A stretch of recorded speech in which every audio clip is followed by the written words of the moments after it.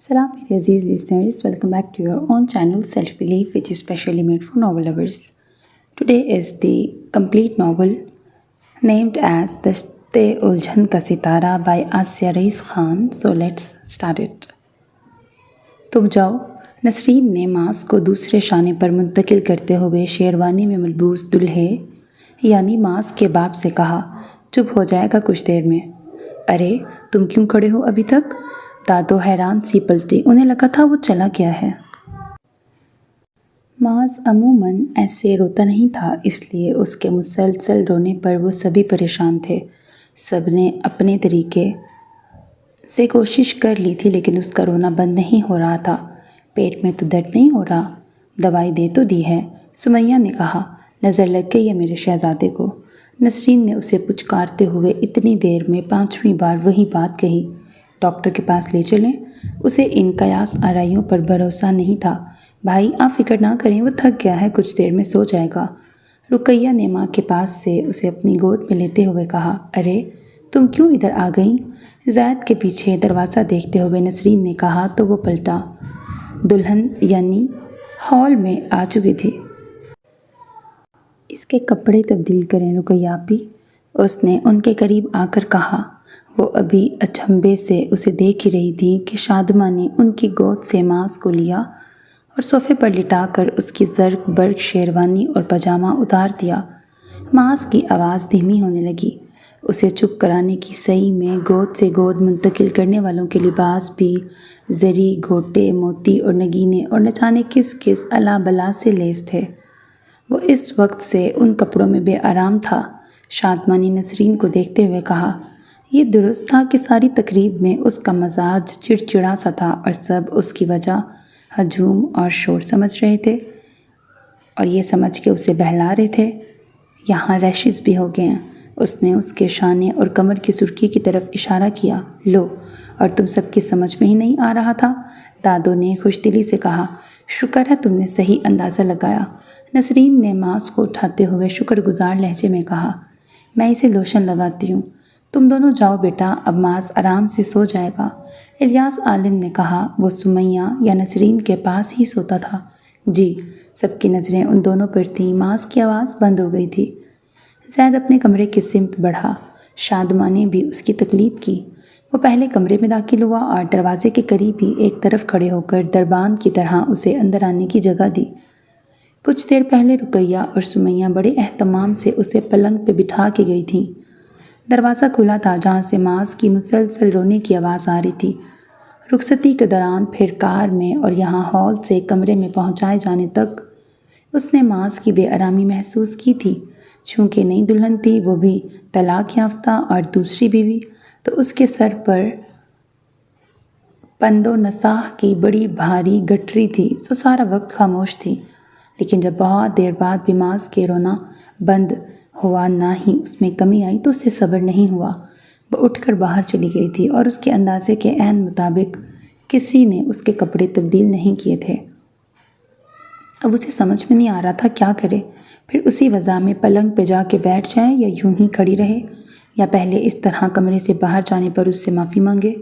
वो पुरसोच सी कमरे के वस्त में आके ठहर गई। बैठ जाओ। दरवाज़ा बंद करके कुछ देर उसके वहाँ से हिलने या आगे बढ़ने का इंतज़ार करने के बाद ज़ैद ने कहा। वो चौंक कर अपने ख्यालों से बाहर आई। सॉरी, मैं इस तरह बाहर चली आई। वो धीरे से पलटी और आहिस्ता से कहा। उसे खूब सारे सबक रटा के भेजा गया था। कुछ वो भी मोहतात थी। ज़ैद उससे सॉरी की तवक्को नहीं कर रहा था। उसने ज़रा हैरानी से उसे देखा। उसके चेहरे पर मौके और दस्तूर की मुनासबत से हया की सुर्खी थी, न आने वाले कैफ आगहीन लम्हों के लिए कोई लतीफ़ सा तासुब था। अरूसी सिंगार के साथ उसके हसीन चेहरे पर संजीदगी बिखरी थी। ज़ैद का रोमानी मजाज एक बार फिर बसोड़ने ही लगा था कि उसने उसे पुचकार कर हौसला दिया। अब ये तुम्हारा घर है और अपने घर में मर्जी से आने जाने पर सॉरी करते किसी को पहली बार देखा है? वो मुस्कुराते हुए करीब आया। अब तवक्को के बरअक्स जुमले पर हैरान होने की बारी शादमा की थी। मुकाबिल की मेहरबानी का जवाब कैसे देना है किसी ने बताया था, ना उसने ये सूरत हाल सोची थी। कभी कभी हम खुद को बदतरीन हालात के लिए इतना मुस्ताद और कमर बस्ता कर लेते हैं کہ عام صورتحال میں کیسا رد عمل دیں سمجھ نہیں پاتے۔ اس کا حال فی الوقت ایسا ہی تھا۔ پر اعتماد اور سنجیدہ سی دلہن کے چہرے پر پہلی بار تحیر اور ذرا سی حواس باختگی پھیلی۔ یہ شب عروسی عام نہ تھی اور وہ اس وقت صریح و نمایاں حقیقتوں اور مترصد ذمہ داریوں کا ذکر چھیڑ کر آغاز کو بوجھل نہیں کرنا چاہتا تھا۔ دوسری طرف ساری تیاری اسی کی تھی۔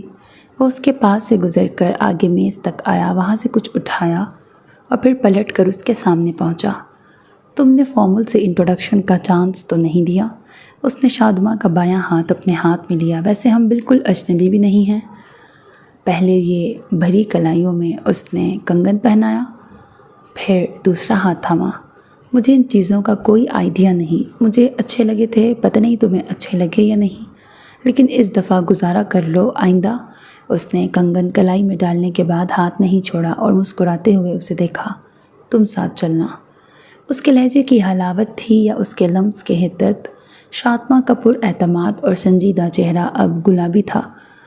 اس مدہوش سی شب کا رنگ کچھ اور ہوتا اگر زید کی نگاہیں میز کے نیچے فرش پہ پڑے آسمانی لفافے پر لکھا اپنا نام دیکھ لیتی اور وہ اسے کھول کر اندر کی تحریر پڑھ لیتا تو اس گھر میں شادماں کی پہلی شب ہی آخری بھی ہو سکتی تھی۔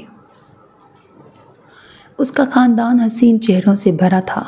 گلابیاں گلی رنگت کے ساتھ ساتھ نین نقش بھی خوبصورتی کے معیار پہ کھرے اترتے تھے۔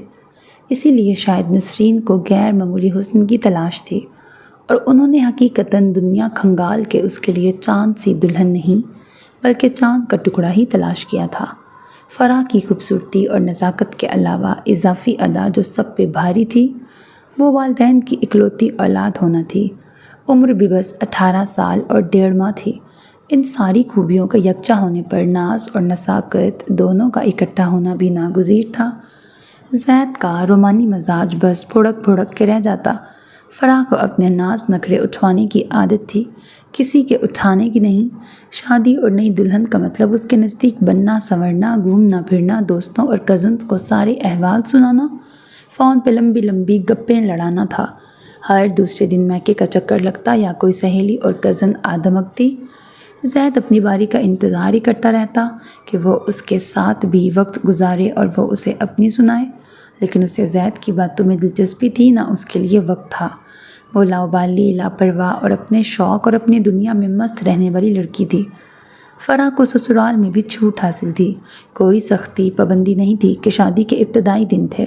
سب کچھ اس کا بچپنا کہہ کر نہ صرف نظر انداز ہوتا تھا بلکہ سب اس کی چنچل شوق طبیعت پر خوش ہوتے تھے۔ برا اسے بھی نہیں لگتا تھا، بس یہ تھا کہ اس نے شادی شدہ زندگی اور بیوی کا جو تصور باندھ رکھا تھا ویسا کچھ نہیں تھا۔ ستم یہ ہوا کہ شادی کے اگلے ماہ ہی ان کے یہاں گڈ نیوز بھی وارد ہو گئی۔ ناز نخرے اٹھانے والے دونوں طرف موجود تھے۔ اس کے ابا دادی کے اکلوتے بیٹے تھے اور ان کا ایک ہی ثبوت، اور یہ اس کی پہلی اولاد تھی۔ سب نے فرح کو ہتھیلی کا چھالا بنا رکھا تھا، پھر بھی اس کا زیادہ وقت اپنے میکے میں گزرتا تھا کہ اسے اس وقت اپنی امی کے قریب رہنا تھا اور اس کی خواہش سب کے لیے مقدم تھی۔ آخری کے 4 ماہ تو وہ پورا وقت وہیں رہی۔ سب ٹھیک چل رہا تھا کہ ڈیلیوری کے بعد اس کی حالت بگڑ گئی۔ جریان الدم رکنے کا نام نہیں لے رہا تھا۔ اسے بڑے ہسپتال منتقل کیا گیا مگر سب بے سود ثابت ہوا۔ وہ جانبر نہ ہو سکی۔ ظاہر ہے سب اس صدمے سے شدید دکھی تھے، مگر فرح کے والدین کا دکھ سب سے بڑا تھا۔ اکلوتی ہنستی مسکراتی جوان بیٹی کی اچانک موت نے انہیں گہرا زخم تو دیا تھا، ساتھ ان کے اندر تلخی بھی بھر دی اور انہوں نے بیٹی کی واحد نشانی سے پوری طرح منہ موڑ لیا۔ ان کے نزدیک وہ معصوم ان کی بیٹی کے جانے کی وجہ تھا۔ جتنے ارمانوں سے اسے بیاہ کے لائے تھے وہ اتنا ہی تھوڑا وقت لے کے آئی تھی۔ پلک جھپکتے ہی سارے منظر بدل گئے تھے۔ فرح کی موت اور اس کے والدین کے رویے کے علاوہ اکلوتے بیٹے کی زندگی کا خلا اور پیدا ہوتے ہی یہ سیر ہو چکا پوتا بہو کے متعلق نسرین کے خیالات بھی بدل گیا تھا۔ محاذ کو گھر میں سب نے مل کے سنبھال لیا تھا۔ رقیہ شادی کے بعد دوسرے شہر میں تھی۔ سمیہ کا رشتہ طے تھا اور اب اس کی شادی سے پہلے سب کو ایک ذمہ دار بہو کی ضرورت محسوس ہونے لگی تھی۔ ترجیحات بدل گئی تھیں، انہیں کم عمر لاؤبالی لڑکی نہیں بلکہ سنجیدہ، ذمہ دار اور پختہ سوچ اور مزاج والی لڑکی چاہیے تھی۔ اب غیروں کے بجائے نظریں اپنوں میں وہ گوہر نایاب تلاش کر رہی تھیں اور انہیں وہ شادماں کی صورت نظر آ گیا۔ اس میں وہ تمام خوبیاں تھیں جو انہیں نئی بہو میں درکار تھیں۔ بس ایک عیب یہ تھا کہ شادی کے چند ماہ بعد ہی اس کی طلاق ہو گئی تھی۔ ان کے لیے فیصلہ اس لیے بھی آسان تھا کہ اس خیال کے آنے سے پہلے ہی طلاق کی وجہ انہیں شادماں کے پہلے شوہر کا شکی مزاج لگا تھا۔ شادماں کی دادی اور دادو بہنیں تھیں اور دونوں کی آپس میں خوب بنتی تھی۔ یہی وجہ تھی کہ ان کے گھرانوں میں آنا جانا لگا رہتا تھا اور تعلقات بھی اچھے تھے۔ دادو کی دونوں بیٹیاں دوسرے شہروں میں رہتی تھیں۔ اس شہر میں کوئی اور رشتہ دار نہ ہونے کی وجہ سے بھی بہن کے خاندان سے ان کے زیادہ تعلقات تھے۔ دادو اور نسرین کی بات سن کر تو خالدہ کی آنکھوں میں آنسو ہی آ گئے تھے۔ ان کی کوششیں اور دعائیں جو ظرفیاب ہوئی تھیں، مگر دادی کو پچھلے تجربے کے بعد یہ ایک اور جوخم لگ رہا تھا۔ یہ ان کی بہن کے اکلوتے پوتے کی زندگی کا سوال تھا، وہ بھی دوسری بار۔ سو انہوں نے دادو کو سمجھانے کی اپنی سی کوشش کی کہ وہ نہیں چاہتی کہ کچھ اونچ نیچ ہو اور اس وجہ سے دونوں گھرانوں کے رشتے میں بگاڑ پیدا ہو جائے۔ زید کو اب بھی کئی اچھی اور کنواری دوشیزائیں مل سکتی تھیں، مگر نسرین کا دل اب شادماں پہ آ گیا تھا۔ انہیں دیکھی بالی اور ایسی لڑکی چاہیے تھی جس کا مزاج وہ جانتی ہوں۔ انہوں نے سارے ارمان پہلی شادی میں پورے کر لیے تھے، اب حالات مختلف تھے اور بہو سے توقعات بھی۔ دادی کو سب نے تسلیاں دے کے مطمئن کر دیا۔ ایک بار پھر ماں اور سب بہنیں اپنے مشورے اور تجربات کی روشنی میں اس کی رہنمائی کے لیے موجود تھیں۔ وہ خود کو ایک عام لڑکی سمجھتی تھی، خاندان کی دوسری تمام لڑکیوں کی طرح، لیکن حقیقت یہ تھی کہ وہ خاندان کی واحد طلاق یافتہ لڑکی تھی اور اب پہلی جس کی دوسری شادی ہو رہی تھی، جسے منہ دکھائی میں ایک 9 ماہ کا بیٹا ملنے والا تھا، وہ ایک بار ناکام ہو چکی تھی، جو اس کے اناڑی پن کی دلیل تھی۔ اس لیے سب نے گھرداری سے لے کر شوہر کے دل پر راج کرنے کے اتنے گن، نسخے اور طریقے اس کے پلو سے باندھ دیے تھے کہ اس بوجھ سے وہ جھکی جا رہی تھی۔ اس کے والدین کی کامیاب گھرستی، جس میں بنا کسی اونچ نیچ اور بدمزگی کے تین بیٹیوں کی اچھے خاندانوں میں شادی، ایک اچھے خاندان سے بہو لانا شامل تھا، وہ واحد دھبا تھی۔ اس لیے اس نے بھی ٹھان لیا تھا، جی جان لگا دے گی لیکن اس شادی کو ٹوٹنے نہیں دے گی۔ مصروف ہو؟ شادی کی تاریخ طے ہو جانے کے بعد ایک دن الیاس عالم نے دروازے پر دستک دینے کے بعد پوچھا، نہیں آئی نا؟ اس نے کتاب ایک طرف رکھ دی۔ وہ اس کے کمرے میں کبھی کبھار ہی آتے تھے۔ کالج کی چند باتوں کے بعد انہوں نے تمہید باندھی، تیار ہو پوری طرح نئی اننگز کے لیے؟ ہاں تو کر دی ہے پاپا، اور کیسے پوری طرح ہوا جاتا ہے؟ وہ ہنسا۔ فرح کی وفات کے 2 ماہ بعد سے ہی نسرین اور دادو اس سے دوسری شادی کا کہہ رہی تھی کہ جتنی کم عمری میں معاذ کسی اور سے منحوس ہو جائے اتنا اچھا ہوگا، مگر وہ اتنی جلدی پھر اسی سب سے گزرنے کے لیے تیار نہ تھا۔ اس نے انہیں ہاں کہنے میں بہت وقت لگایا تھا۔ تمہارے ساتھ جو ہوا وہ والدین کا سب سے بڑا خوف ہوتا ہے، لیکن تقدیر کے آگے صبر بھی آ ہی جاتا ہے۔ وہ اس کے برعکس سنجیدہ تھے۔ تمہارے لیے پارٹنر دیکھنے کا کام تو دونوں وقت نسرین نے ہی کیا ہے، لیکن اس کی اور ہم سب کی بھی ترجیحات دونوں موقعوں پر الگ الگ تھیں۔ اسی لیے فرح والی خوبیاں یا عادتیں تمہیں شادماں میں نہیں ملیں گی۔ دوسرا، تم دونوں ہی ایک تلخ اور افسردہ تجربہ بھگت چکے ہو۔ اس لیے انہوں نے بیٹے کو دیکھا، میں چاہتا ہوں تم کچھ باتوں کا خیال رکھو۔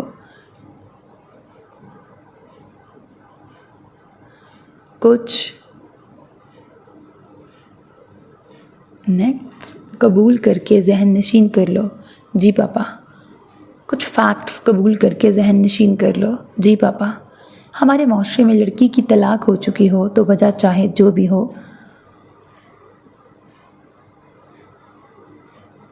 عجیب و غریب اور جھوٹی سچی افواہیں سب جگہ پھیل جاتی ہیں۔ اس لیے کسی بھی سنی سنائی پر یقین کرنا بے وقوفی اور رشتے کے ساتھ زیادتی ہوگی۔ ان حالات میں جتنے منہ اتنی باتیں والا مقولہ سچ ہوتا ہے۔ ایک ہی خاندان میں دوسری شادی ہو تو سب کو کھوج اور کریت بھی بہت رہتی ہے، لیکن مجھے امید ہے کہ تم کسی کو موقع نہیں دو گے، اور خدا نخواستہ کچھ ناخوشگوار بات ہو بھی جائے تو جلد بازی اور فوری رد عمل سے پرہیز کرو گے کہ اس کے نتائج تو کبھی اچھے نہیں ہوتے۔ لیکن اس کیس میں تو بدترین ہو سکتے ہیں۔ میں چاہوں گا تم اس سے بچو۔ پارٹنر کی ڈیتھ اور طلاق کے اثرات ایک سے نہیں ہوتے۔ عورت کے لیے شادی ٹوٹنے کا ٹراما مرد سے مختلف اور گہرا ہوتا ہے، کیونکہ ایسے کیسز میں سوسائٹی کا رویہ عورت اور مرد کے ساتھ ایک سا نہیں رہتا۔ دکھ کے ساتھ جو چوٹ طلاق میں لگتی ہے اس کا اندازہ شاید تمہیں نہ ہو، اور تمہارے نقصان اور خلا کو شاید وہ محسوس نہ کر سکے۔ اس لیے ضروری ہے کہ ایک دوسرے کو وقت اور سپیس دو۔ پہلے خود ہی سمجھنے کی کوشش کرو، اور جب درمیان میں خوشگوار اور صحت مند فضا قائم ہو جائے تو جو نہ سمجھ سکو پوچھ لو۔ زیادہ توقعات کے بجائے پریکٹیکل شروعات زیادہ مناسب ہوگی۔ خیال رکھو کہ تمہاری رویے سے شادمہ کو کسی کا ریپلیسمنٹ ہونے کا احساس نہ ہو، نہ یہ شادی سمجھوتے اور مجبوری کا رشتہ لگے۔ شادمہ کے لیے یہاں آتے ہی ماں کی ذمہ داری بھی ہوگی۔ تمہیں اس سے اول دن سے ہی جنم دینے والی ماں سی امید نہیں ہونی چاہیے، بلکہ تم چاہو تو ان دونوں کو آپس میں بانڈ ہونے میں اہم رول ادا کر سکتے ہو۔ اس پر ماس کے معاملے میں اپنی مرضی تھوپنے یا اپنی مرضی چلانے کے بجائے اسے اتنی آزادی دو کہ اسے اپنے پن اور استحقاق کا احساس ہو، نہ کہ یہ لگے نگرانی ہو رہی ہے، کڑی نظر رکھی جا رہی ہے۔ اس کے چہرے پر تفکر کی پرچھائیاں دیکھ کر وہ رک کر مسکرائے۔ گھبراؤ نہیں، انہوں نے اس کا شانہ تھپتھپایا۔ ایک عمر مشاہدے اور تجربے کے ساتھ ساتھ دنیا اور لوگوں کو سمجھنے میں گزاری ہے، اور اگر ان سب کا حاصل بیٹے کی رہنمائی میں نہیں لگایا تو عمر ہی بیکار ہوئی۔ پھر تو میں آپ کی ساری باتیں یاد رکھوں گا پاپا۔ اس نے بھی اچھے بچوں کی طرح باپ کو خوش کیا۔ شاباش، وہ ہنس دیے۔ الیاس عالم اور نسرین دونوں تدریس سے وابستہ تھے۔ الیاس عالم 30 سال پہلے سب کو دوش ہو چکے تھے اور نسرین 1.5 سال قبل۔ الیاس عالم جس اسکول میں صدر مدرس کے عہدے پر تھے، نسرین بھی اسی اسکول میں پڑھاتی تھی۔ بچوں نے بھی والدین کا پیشہ ہی اپنایا تھا۔ زید ڈگری کالج میں اکنامکس کا لیکچرر تھا اور سمیہ کانوینٹ اسکول میں پرائمری کی معلمہ تھی۔ سمیہ سے بڑی رقیہ نوکری نہیں کرتی تھی، وہ شادی کے بعد دوسرے شہر جا بسی تھی۔ اس کی الجھن اور تفکرات کچھ دن میں ہی دور ہو گئے تھے۔ دادو، نسرین اور الیاس عالم گھر میں ہوتے۔ سمیہ اور زید صبح اپنے کالج اور اسکول چلے جاتے تھے۔ سمیہ 12:30 1 بجے واپس آتی تھی اور زید اس کے 1.5-2 گھنٹے بعد۔ ملازمین تھے، اس لیے اس پہ گھر کے کام کی کوئی خاص ذمہ داری نہیں تھی۔ کھانا کبھی وہ بناتی تو کبھی نسرین۔ اس کی سب سے بڑی ذمہ داری معاذ تھا، جو گھر والوں نے پوری طرح اس پہ ڈال دی۔ پیدا ہوتے ہی ماں سے دور کر کے اللہ نے اسے بدلے میں جیسے صبر کا تحفہ عطا کر دیا تھا۔ وہ زیادہ رونے والا یا ضد کرنے والا بچہ نہیں تھا، وہ بہت پھرتیلا اور فعال تھا۔ جانے پہچانے چہروں کے بیچ وہ خوش رہتا تھا۔ شادی سے پہلے ہی اکثر نسرین اسے ان کے گھر لے جاتی رہی تھی۔ وہ بھی رشتے کی بات سے پہلے امی اور دادی کے ساتھ آتی رہتی تھی، سو اس کے لیے اجنبی نہیں تھی۔ اس کے ساتھ مصروف رہنے سے یہ ہوا تھا کہ وہ لا حاصل اور بیکار سوچوں سے دور ہو گئی تھی۔ دن بھر اس کے ساتھ اتنا تھک جاتی کہ رات میں گہری نیند سونے لگی تھی، جو پہلے شاد ہی مہرباں ہوتی تھی۔ گھر سے اکثر دادی اور امی ملنے آتی رہتی، وہ بھی جاتی لیکن رکتی نہیں تھی۔ سمیہ کی شادی طے تھی اور اس کے جانے سے پہلے نئی بہو گھر کے افراد، یہاں کے معمول اور طور طریقوں سے ہم آہنگ ہو جائے، یہ سوچ کر شادی میں دیر نہیں کی گئی تھی۔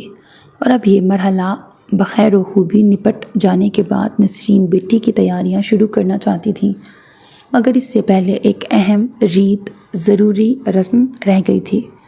زید تو چاہتا تھا، لیکن شادی کے فوراً بعد کالج کے 25ویں یوم تاسیس کے جلسے اور تقاریب میں لازمی موجودگی کی وجہ سے چپ تھا۔ وہاں سے فراغت ملتے ہی گھر والوں نے معاذ کو اپنے پاس روک کر ان دونوں کو ہنی مون پر روانہ کر دیا۔ زید خوش اور پرجوش تھا، جبکہ شادمہ یوں تھی جیسے وہ کسی فرض کی ادائیگی کے لیے معمول کے سفر پر روانہ ہوئے ہوں۔ ان 4 دنوں کی تنہائی اور ہمہ وقت کے ساتھ نے شادمہ کی شخصیت کی کئی پرتیں اس کے سامنے کھول دی تھیں۔ وہ بیزار یا خشک مزاج نہیں تھی، کم ہی صحیح مگر ہنستی مسکراتی تھی، ذہین تھی، دنیا میں کیا ہو رہا ہے اس سے واقف تھی۔ پہننے اوڑھنے اور خود کو عوامی جگہوں پر برتنے کا سلیقہ تھا، آس پاس کی خوبصورتی سے لطف اندوز ہوتی تھی۔ دل فریب موسم اس کا مزاج بھی بدلتا تھا، لیکن اس کا رویہ اس کے ساتھ محتاط سا تھا۔ اس کی ہر بات پر سر جھکا کے لبیک کہنا، اس کے آرام اور ضرورتوں کا خیال رکھنا، کسی بات سے اختلاف نہ کرنا، مانو اس کی اپنی مرضی یا مزاحمت والی صفت اس میں ناپید تھی۔ زید کو محسوس ہونے لگا تھا اس نے اس رشتے میں اول دن سے اپنا آپ ثانوی کر لیا ہے۔ وہ شوہر کو راضی اور خوش رکھنے کے لیے جیسے خود کو فراموش کرنے کی ٹھان چکی تھی، جبکہ اسے محبت، شرارت، التفات، اظہار، مطالبہ سب میں برابری چاہیے تھے۔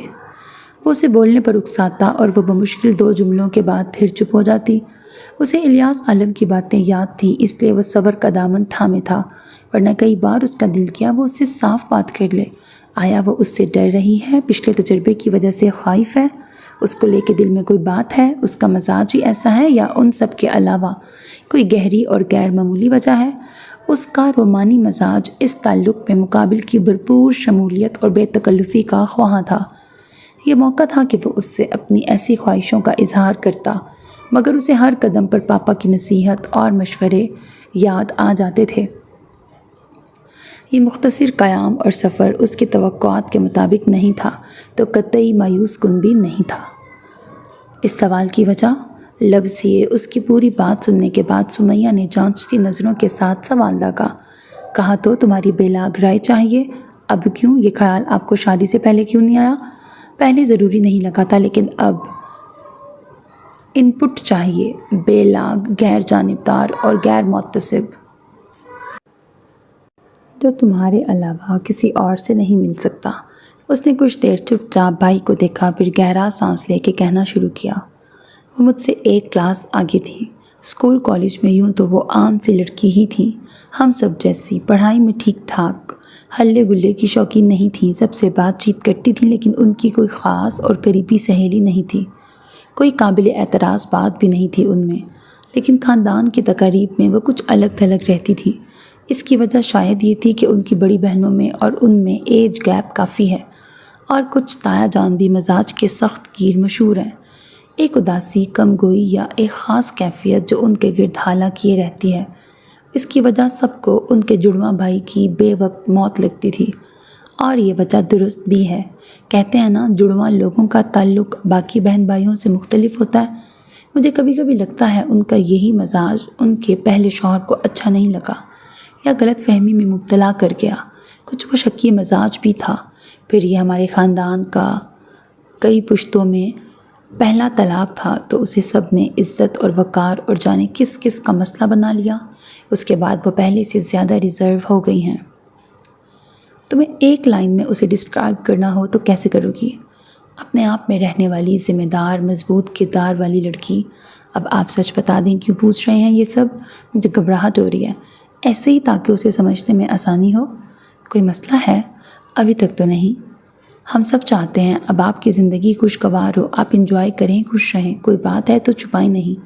کوئی بات نہیں ہے سمیہ، شادمہ سے مجھے کوئی مسئلہ بھی نہیں، بلکہ وہ بہت ایزی اور فرما بردار ہے۔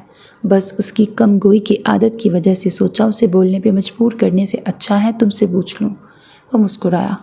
انہیں بھی بولنے پہ مجبور کریں؟ جھوٹ نہیں کہوں گی، مجھے وہ پہلے بھی اچھی لگتی تھی۔ میں نے امی سے کہا بھی تھا کہ آپ کے لیے ان کا سوچیں۔ ہیں؟ اسے تعجب ہوا۔ جی، لیکن تب تک ان کی شادی طے ہو گئی تھی، اور پھر امی کو تو جب حسین ماجبین اور پری اور حور سے کم کوئی چاہیے ہی نہیں تھی۔ وہ تو نازک اور پھول جیسی بہو کی ساری عمر تخت پہ بٹھا کے اس کی خدمتیں کرنے کو ریڈی تھی۔ اس نے پرسوچ سا ہنکارا بھرا۔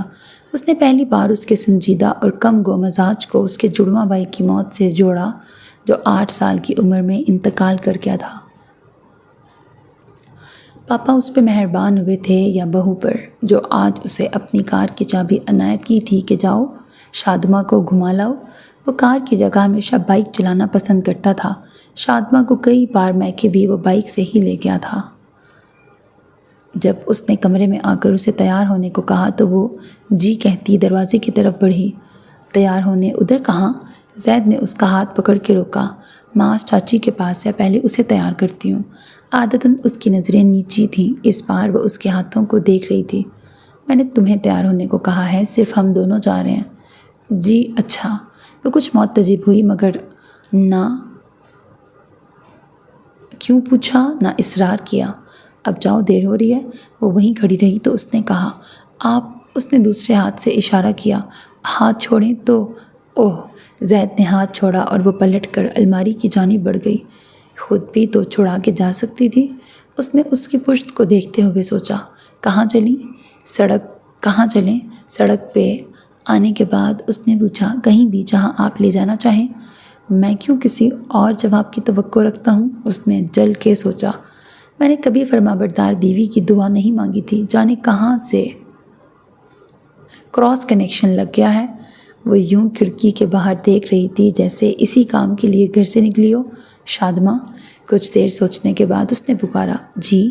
اس فوری جی پر زید کو اس پر چراغ کے جن کا گمان ہوتا تھا۔ تم سے کسی نے کہا ہے کہ میں سخت مزاج ہوں؟ نہیں۔ یا یہ کہ میں دوسرے کی مرضی کو اہمیت نہیں دیتا ہوں؟ نہیں۔ پھر تم کیوں کچھ نہیں کہتی؟ اس کی نگاہ اور آواز دونوں ملائم تھے۔ میں کہتی تو ہوں، بات بھی کرتی ہوں۔ اس کے چہرے پر اس نرمی کے باوجود ہوائیاں اڑنے لگی تھیں۔ جب میں تم سے کچھ پوچھتا ہوں یا رائے چاہتا ہوں تو جی، اچھا، جو آپ کہیں، جہاں آپ کہیں، نہیں بلکہ مناسب جواب، یعنی تمہاری پسند سننا ہوتی ہے۔ اس نے پل بھر کو زید کا چہرہ دیکھا، پھر گود میں اپنے ہاتھوں کو دیکھنے لگی۔ کسی نے یہ تو بتایا ہی نہیں تھا کہ زید یوں کہیں تو کیا کرنا ہے، اور اس کی اپنی مرضی، سمجھ، شعور، اس نے ان سب پر قفل لگا رکھا تھا، پردے ڈال دیے تھے۔ زید عالم رومانس کے ارمان لے کے قبر میں جانا۔ اس کی خاموشی طویل ہونے لگی تو اس نے دل میں خود پر طنز کیا۔ آئس اینڈ چل چلیں؟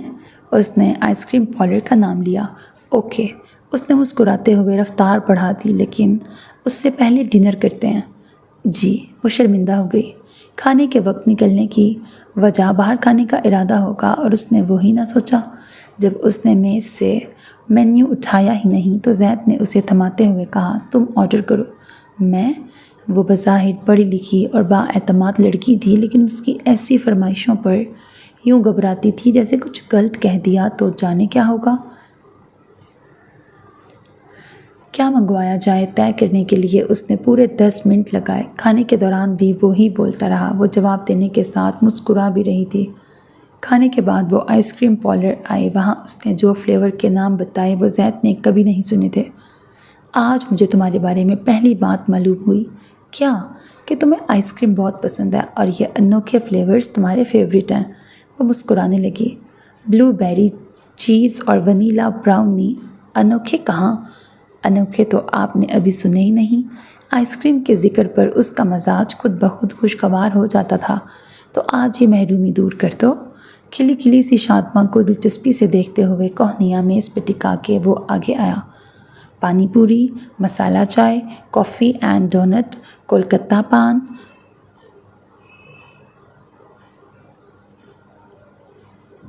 گووا اینڈ چلی، جنجر پائن ایپل، بلو چیز honey, bubble gum, lemon minute, اور بھی کئی ہیں، اور یہ سب یہیں ملتے ہیں۔ میں نے سب یہیں کھائے ہیں۔ یہ اس کے کالج کے راستے میں تھا اور اکثر لڑکیاں ٹریٹ منانے وہاں جاتی تھیں۔ نام سن کر کسی ایک کو بھی کھانے کی خواہش نہیں جاگی۔ وہ میٹھے کا شوقین نہیں تھا۔ سب کا ذائقہ ہماری زبان کو بھلا نہیں لگتا، لیکن کچھ واقعی اچھے ہوتے ہیں۔ تمہاری نالج اور آئس کریم کھانے کا تجربہ متاثر کن ہے۔ میں تینوں ٹائم آئس کریم کھا کے بھی زندہ رہ سکتی ہوں۔ اوہ، یعنی تمہارا ارادہ واقعی ڈنر کے لیے یہیں آنے کا تھا؟ وہ ہنس دی۔ نہیں، ایسا بھی نہیں۔ اپنی پسند کے 3 کون کھانے کے بعد اس نے چلنے کو کہا۔ چلتے ہیں؟ وہ کھڑا ہوا۔ تم رکو یہیں 2 منٹ میں ابھی آیا۔ وہ گھر ساتھ لے جانے کے لیے فیملی پیک لینے گیا تھا۔ وہ فون دیکھنے لگی کہ چاچی کی کال یا پیغام تو نہیں۔ تبھی سامنے کوئی آ کے رکا۔ اسے لگا زید ہے۔ وہ کھڑی ہوئی اور سامنے دیکھتے ہی اس نے میز پہ ہاتھ رکھ کر خود کو سنبھالا۔ تو یہ تھا تمہارے دل میں؟ اپنا کزن؟ یہ تھی تمہاری محبت جس کا سوگ مناتی تھی تم؟ اپنی آنکھوں میں اس کا چہرہ چھپاتی تھی۔ بہت معصوم بننے کا ڈرامہ کیا تم نے۔ اسی معصومیت کے نقاب نے سب کو بیوقوف بنایا تھا۔ پکی ہو ویسے؟ کر ہی لی اس سے شادی؟ یہی کرنا تھا تو میری زندگی میں کیوں آئی تھی؟ اب شادی ہو گئی تو پہلے بھی ہو سکتی تھی نا؟ طلاق کے بعد کر لی اس نے تو پہلے کیوں نہیں کی؟ تم دھوکے باز اور چالاک چال باز عورت کیوں آئی تھی میری زندگی میں؟ اس نے زور سے میز پہ ہاتھ مارا۔ کون ہے آپ؟ کیا ہوا ہے؟ دور سے دیکھ کر زید تقریباً دوڑتا وہاں پہنچا تھا۔ شادی کرنی ہی تھی، اس سے تو پہلے کر لیتے، میری زندگی تو برباد نہ ہوتی۔ وہ پھنکارتا ہوا وہاں سے چلا گیا۔ زید نے اسے اب پہچانا، غصے میں اس کے پیچھے جا رہا تھا کہ شادمہ نے اس کا ہاتھ پکڑا۔ گھر چلیں زید۔ اس کی سفید پڑتی رنگت اور یک ہاتھ پر غصے کی جگہ تشویش نے لے لی۔ وہ اسے لیے کار تک آیا اور وہ نڈھال سی پشت سے ٹک گئی۔ اس کی آنکھیں بند تھیں۔ شادمہ؟ اس نے جھٹ آنکھیں کھولیں اور سیدھی ہو گئی، لیکن عادت کے مطابق اسے دیکھا نہیں۔ وہ اب سہمی سی تھی۔ زید کچھ دیر اسے دیکھتا رہا۔ اسے لگا وہ رونا چاہتی ہے۔ وہ اس کے سوال اور باز پرس کی منتظر ہے، خوف زدہ ہے، اور ان سارے تاثرات پر سوگواری کا رنگ چڑھا تھا۔ تمہارے فیورٹ فلیورز کے فیملی پیک نہیں تھے تو میں نے ونیلا اور بٹر اسکاچ لے لیے۔ یہ تمہیں ناپسند تو نہیں؟ شادمہ نے سر اٹھا کے اسے دیکھا، حیرت اور بے یقینی سے پورے 10 سیکنڈ، پھر سر جھکا لیا۔ میں کسی آئس کریم کو منع نہیں کرتی۔ Thank God. اس نے چابی گھما کے انجن شروع کیا۔ راستہ بھر وہ دونوں خاموش تھے۔ گھر پہنچ کر وہ سیدھا نسرین کے کمرے میں گئی۔ معاذ ان کے پاس سو گیا۔ اسے کمرے میں لا کر اس کی جگہ پہ لٹانے کے بعد اس نے کپڑے تبدیل کیے اور نماز پڑھنے کے لیے کھڑی ہو گئی۔ نماز مکمل ہی ہوئی تھی کہ دادی نے اسے آواز دی اور وہ پھر چلی گئی۔ کافی دیر بعد کمرے میں واپس اس امید پر آئی تھی کہ زید سو گیا ہوگا، لیکن وہ جاگ رہا تھا، اور کیوں جاگ رہا تھا یہ سوچ کر اس کا وہاں سے بھاگ جانے کا دل کیا۔ اور کوئی کام باقی ہے؟ زید نے مسکراتے ہوئے پوچھا تو اس نے انکار میں سر ہلایا۔ تو آؤ، اس نے بازو میں ہاتھ رکھ کے کہا۔ وہ اپنی سونے کی جگہ پر نہیں تھا، بلکہ پلنگ کے کنارے بیٹھا تھا۔ جہاں اس نے ہاتھ رکھا تھا وہ وہیں جا کے بیٹھ گئی۔ میں تم سے ناراض، غصہ یا بدگمان کچھ بھی نہیں ہوں، لیکن تم میری بیوی ہو، میری عزت، میں محافظ ہوں تمہارا، اور کوئی تم پہ چیخ چلا کر یا تمہیں باتیں سنا کے چلا جائے تو مجھے غصہ آنا چاہیے، اور میں اس وقت بہت غصے میں تھا۔ لیکن وہ رکا اور شادمہ کا دل بھی رکنے لگا۔ تم نے میرا ہاتھ پکڑ کے روک لیا، اور عجیب بات ہوئی کہ اسی وقت میرا غصہ غائب ہو گیا۔ اس کے چہرے پر نہ سمجھ میں آنے والا تاثر تھا۔ جانتی ہو کیوں؟ اسے سر اٹھا کر زید کو دیکھنا چاہیے تھا، لیکن اس نے یوں ہی نیچے دیکھتے ہوئے نفی میں سر ہلایا۔ مجھے تمہاری فکر ہوئی تھی کہ میں اس کے پیچھے چلا گیا تو تم اکیلی کہیں وہاں گر ہی نہ جاؤ۔ اس کی فکر بہت سے لوگوں کو تھی، دادی، ابا، امی، بہنیں، بھائی، بھابھی، اور سب کی فکر کے پیچھے وجہ تھی جس سے ان کی اپنی ذات اور فائدے جڑے تھے، اور ہر فکر نے اس کے لیے مشکلیں ہی پیدا کی تھیں۔ اس لیے اسے شوہر کی زبان سے ادا ہوئے یہ الفاظ کوئی تسلی اور خوشی نہیں دے رہے تھے۔ زید کا تو سب سے بڑا مفاد تھا۔ اسے اپنے بچے کے لیے اچھی ماں چاہیے تھی، جو بننے کی وہ کوشش بھی کر رہی تھی۔ اب ہر حال میں اس گھر میں ٹکے رہنا اس کا بھی تو مطلب تھا۔ اس کے تجربات نے شوہر کا دل میں گنچے کھلانے والا فکرہ اس کے لیے معمولی بنا دیا۔ اب تم بہتر ہو تو مجھے بتاؤ کیا کہہ رہا تھا وہ، تاکہ اس کا کیا کرنا ہے میں سوچوں۔ چھپانے والی تو کوئی بات تھی نہیں، اور اس کے سوال کے بعد وہ خاموش بھی نہیں رہ سکتی تھی۔ ذرا توقف کے بعد اس نے کہنا شروع کیا۔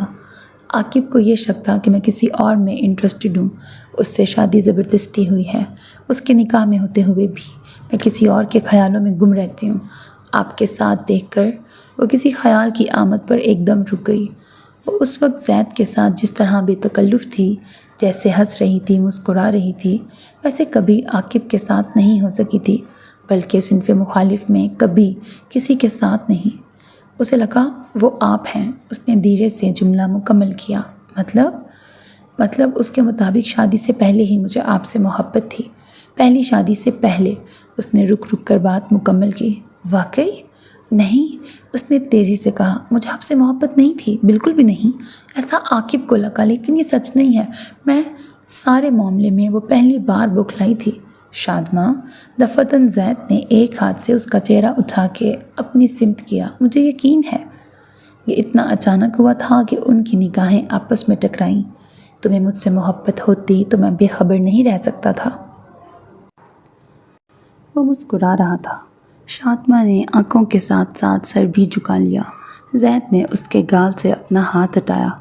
اسے اس لیے لگا کہ وہ تیزی سے صفائی دینے لگی تھی کہ رک گئی۔ غیر ضروری سی بات تھی۔ زید کی سوالیہ آواز پر وہ جزبز ہوئی۔ اب کہنا ضروری ہو گیا تھا۔ جس طرح آپ کے ساتھ وہاں بے تکلفی سے باتیں کر رہی تھی، ویسے کبھی اسے احساس ہوا سابقہ شوہر کے متعلق موجودہ شوہر سے بات نہایت مشکل اور فضول عمل ہے۔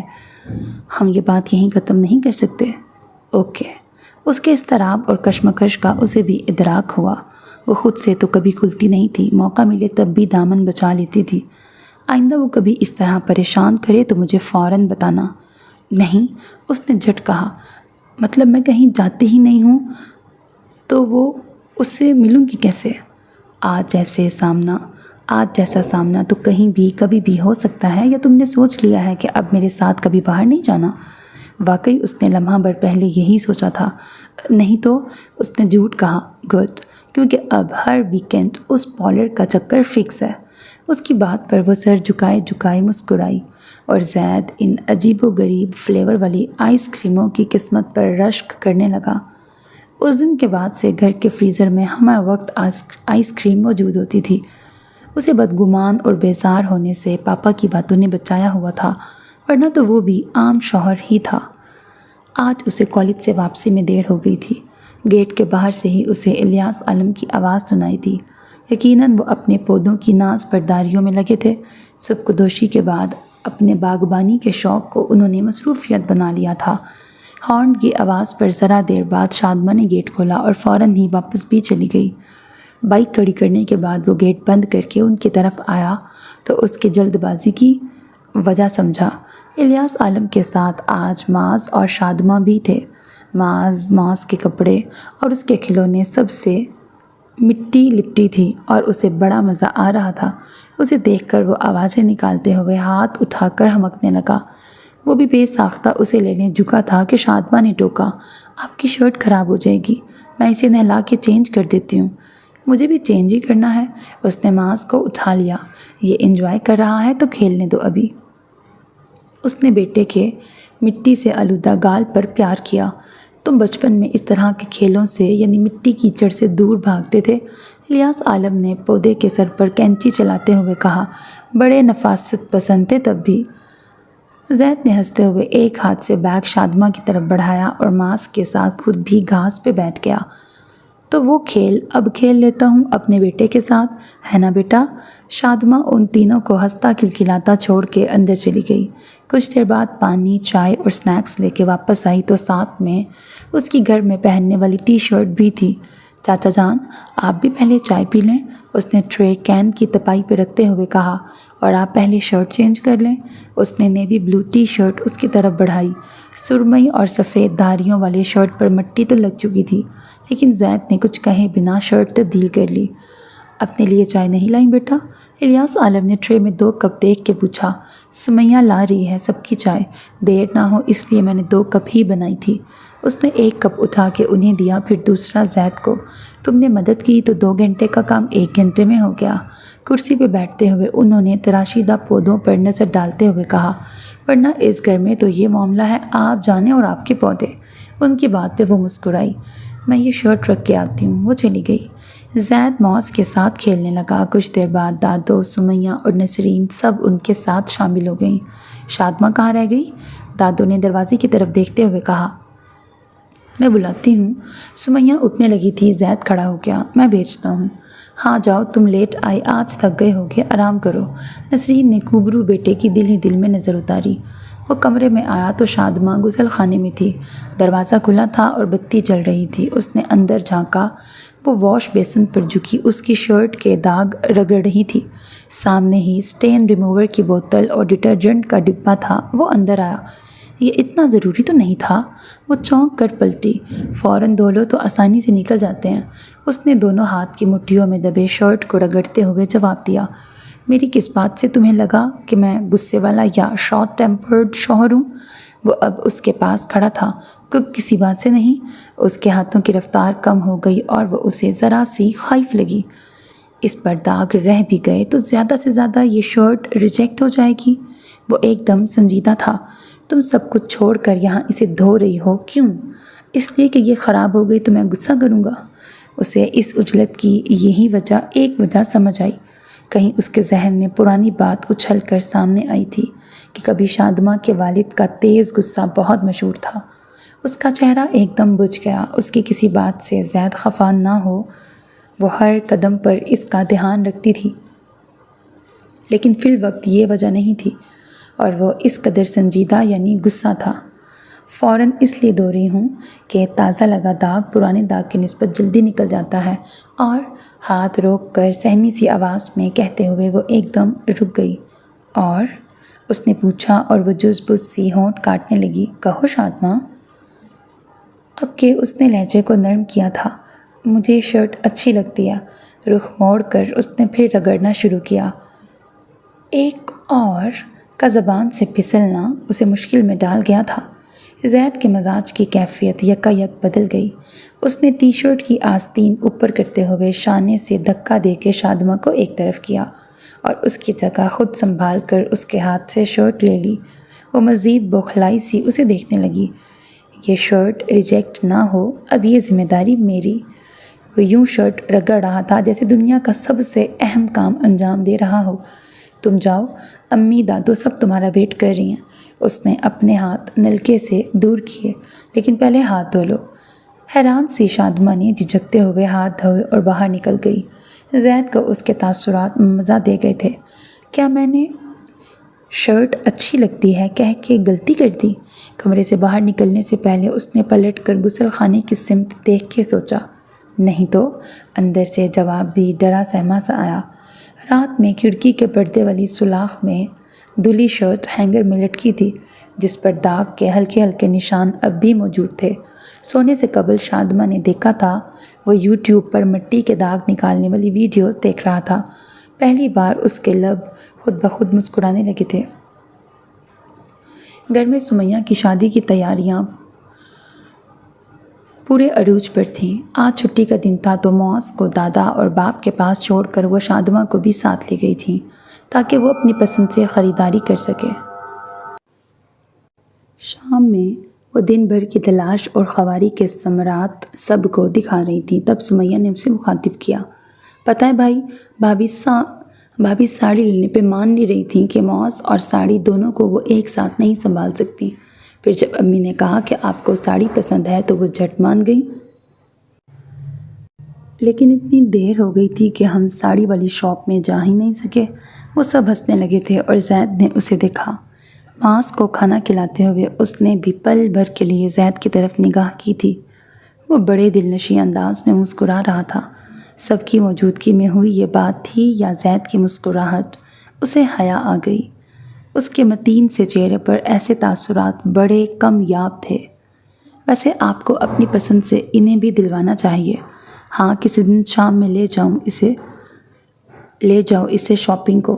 معاذ کی بھی باقی ہے، وہ بھی کر لینا۔ میری ہو تو گئی ہے سب، شاپنگ کو کبھی نہ نہیں کہتے، سمیہ نے بڑے ادب سے کہا۔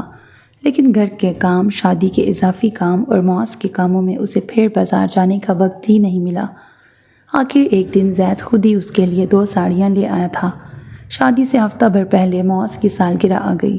گھر میں سالگرہ دھوم دھام سے منانے کا رواج نہیں تھا۔ کہیں باہر ریسٹورنٹ میں ڈنر کر لیا یا گھر میں ہی کھانے کا اہتمام بس۔ تحائف سب لازمی دیتے ہیں۔ اس دفعہ ایک تو معاذ کی پہلی سالگرہ تھی، دوسرا شادماں یا دوسری اور ستیلی ماں کے لیے سب کے دل میں دبے چھپے جو تحفظات تھے وہ ان مہینوں میں غلط ثابت ہو گئے تھے، سو خوشی دگنی تھی۔ اس لیے ایک چھوٹی سی تقریب پر متفق ہو گئے تھے۔ شادماں کے میکے کے علاوہ شہر میں رہنے والی دادی کے دیگر قریبی رشتہ داروں کو بھی مدعو کیا گیا تھا۔ الیاس عالم کا خیال تھا کہ معاذ کے نانا نانی کو بھی دعوت دی جائے، مگر نسرین اور زید نے منع کر دیا۔ وجہ گو دونوں کی مختلف تھی۔ زید کا خیال تھا کہ فرح کی برسی بھی آگے پیچھے ہی ہوتی ہے تو یہ وقت ان کے لیے اداسی اور سوگواری کا ہوگا، ایسے میں جشن کی دعوت مناسب نہیں۔ جبکہ نسرین کا خیال تھا انہوں نے اب تک ایک فون نہیں کیا، نہ بعد میں کبھی معاذ کو دیکھنے ملنے آئے، تو اب انہیں معاذ کے کسی معاملے میں شرکت کا حق نہیں تھا۔ معاذ کو تیار کر کے اسے دادا دادی کے پاس چھوڑ کر وہ خود تیار ہونے کمرے میں آئی تو زید کپڑے تبدیل کر چکا تھا۔ اس نے وہی سرمئی اور سفید دھاریوں والی شرٹ پہنی تھی۔ یہ کیوں پہن لی؟ اس پہ ہلکے نشان اب بھی ہیں۔ بتاؤ کہاں؟ وہ اس کے سامنے آیا۔ شادمہ نے جھک کر جیب کے قریب اور پھر شانے پر دیکھا۔ مٹی کے ہلکے سے داغ تھے۔ یہ کیسے؟ اس نے تعجب سے زیر لب مسکراتے زید پر ایک نظر ڈالی اور پھر بے ساختہ ہاتھ سے داغ ڈھونڈنے لگی۔ اب مجھے ہر قسم کے داغ نکالنے کے اتنے نسخے اور ٹوٹکے یاد ہو گئے ہیں کہ میں ایک کتاب لکھ سکتا ہوں۔ وہ اس کی حیرت کو بڑی دلچسپی سے دیکھ رہا تھا۔ رگڑ رگڑ کر آپ کی انگلیاں؟ اس نے شرٹ پر حرکت کرتی اپنی انگلیاں روک کر اس کے ہاتھ کی ہتھیلی کی طرف دیکھا۔ کہا نا میں ایکسپرٹ ہو گیا ہوں، بنا رگڑے اور محنت کیے بھی داغ نکلتے ہیں۔ زید نے جیب کے قریب رکھے اس کے ہاتھ پر اپنا ہاتھ رکھا۔ میری ذات یا کسی بات میں دلچسپی ظاہر کرتی تمہاری وہ پہلی بات تھی، اس لیے میرے لیے بڑی اہم بھی۔ اس کی نظر اپنی ہتھیلی کے اوپر دھری زید کی ہتھیلی پر جمی تھی۔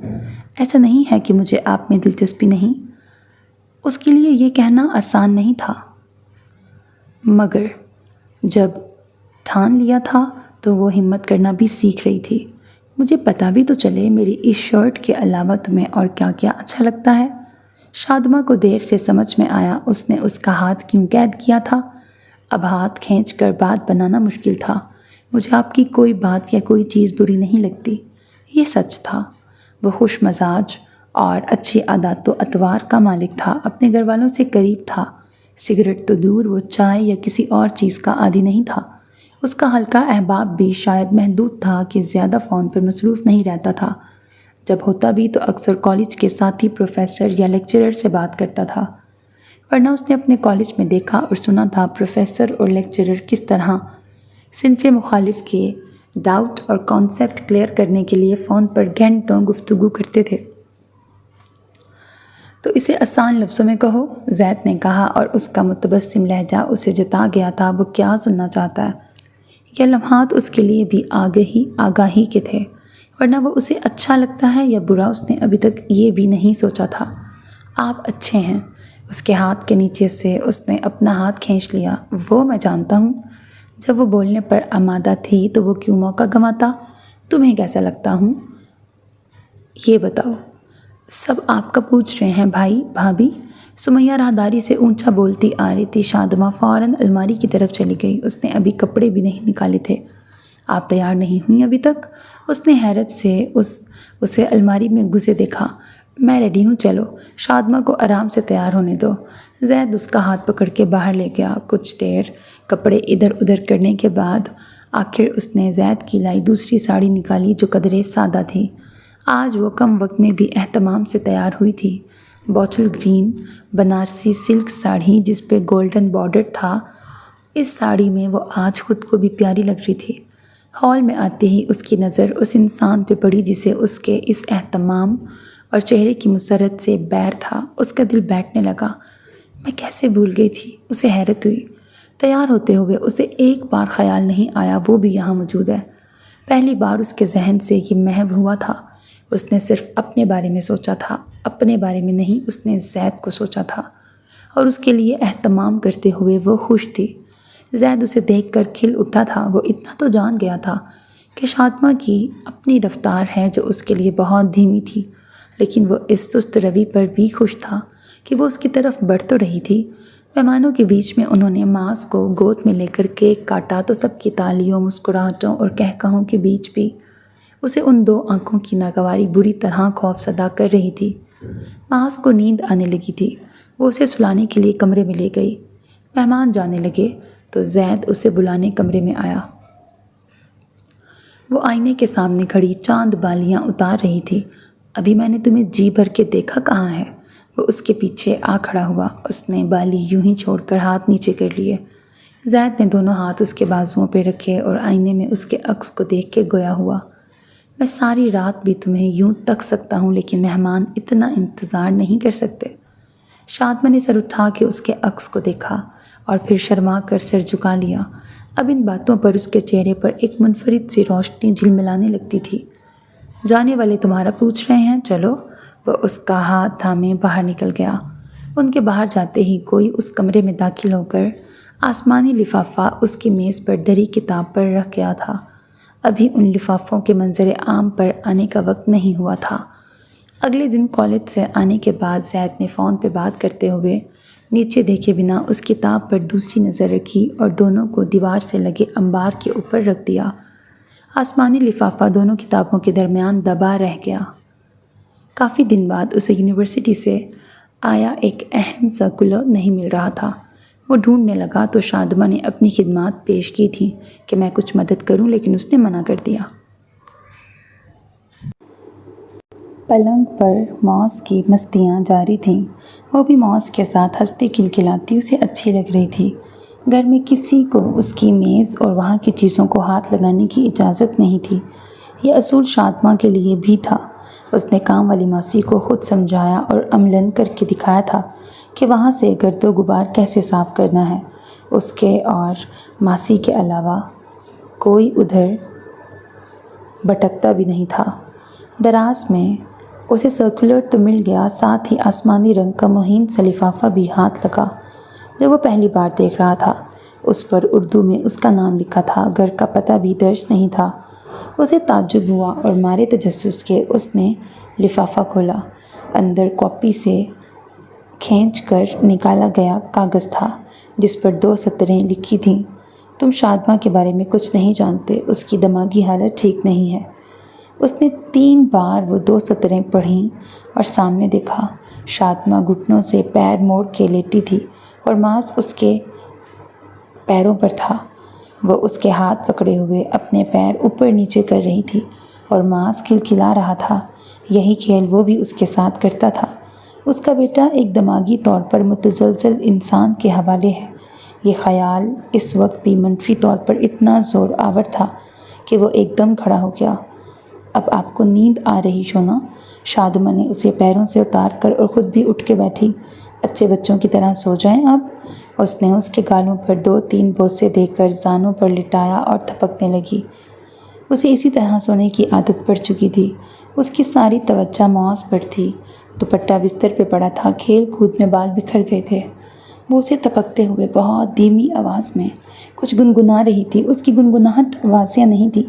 زمین پر ممتا سے زیادہ خالص، بے ریا اور پاکیزہ کوئی اور جذبہ نہیں۔ عورت جب اس خالص جذبے اور احساس سے مغلوب بچے کو نہارتی ہے تو دنیا میں اس کو مات دینے والی کوئی دوسری طاقت نہیں۔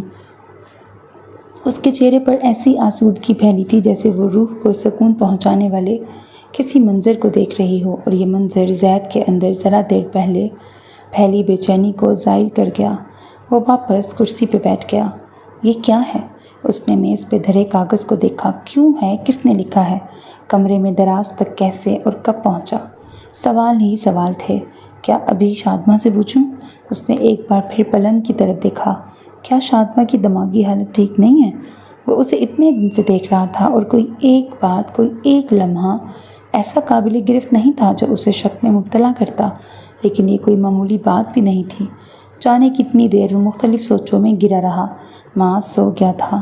اسے جھولے میں ڈالنے کے بعد اس نے اسے یوں غائب دماغی سے پلنگ پر نگاہ جمائے ساکی تو جامد بیٹھے دیکھا تو آواز دی، زید!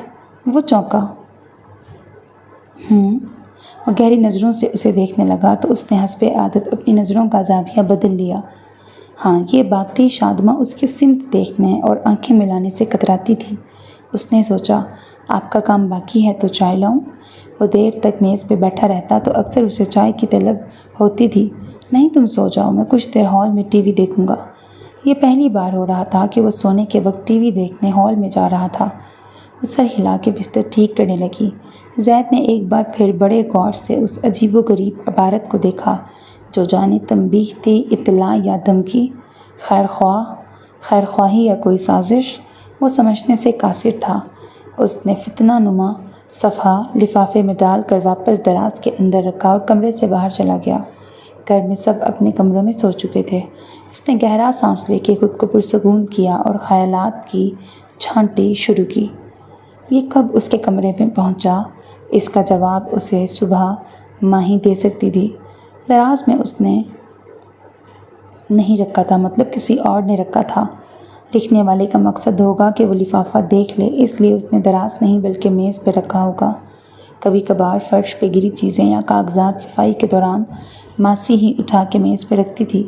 چھوٹی یا گم ہونے جیسی چیز ہوتی تو اسے دراز میں رکھنے کی ہدایت تھی۔ ماسی کا کیا جواب ہوتا اس کے بعد گھر میں کسی اور سے پوچھے یا نہ پوچھے، بڑا مسئلہ تھا۔ شادی کی گہما گہمی میں کمرے اور میز تک پہنچنا عام دنوں کے مقابلے میں زیادہ آسان تھا۔ کبھی امکان تھا کہ یہ تبھی کمرے میں رکھا گیا ہو، مطلب وہ جو بھی ہے آغاز سے ان کے درمیان غلط فہمی یا دراڑ ڈالنا چاہتا تھا، لیکن اسے خبردار کرنے کا یہ طریقہ غیر مناسب تو تھا ہی، اس بندے کو بھی مشکوک کر رہا تھا۔ وہ خود زید سے مل کے بات کر سکتا تھا اور یہ طریقہ سب سے معتبر تھا۔ اگر خود کو مخفی رکھنا تھا تب بھی اسے ایک گمنام فون کال کی جا سکتی تھی۔ کالج یا گھر کے پتے پر اس کے نام باقاعدہ خط لکھا جا سکتا تھا۔ خفیہ پیغام رسانی کا یہ راستہ سب سے پہلے اس بہی خواہ کی نیت پر سوال اٹھا رہا تھا۔ دوسرا، اس سے یہ بھی ظاہر تھا کہ وہ کوئی اناڑی ہے، جلد باز، یا اس کے وسائل محدود ہیں، یا یہ موقع ملنے پر فوری طور پر کیا گیا کام تھا، پہلے سے سوچا سمجھا نہیں تھا۔ لیکن وہ کاپی کا صفحہ اور آسمانی لفافہ، صفحہ تو شاید سمیہ کے کمرے سے لیا جا سکتا تھا، لیکن ایسا سستا اور معمولی سا لفافہ اس کے گھر میں نہیں تھا، یعنی جو بھی تھا وہ یہ اپنے ساتھ لے کے آیا تھا۔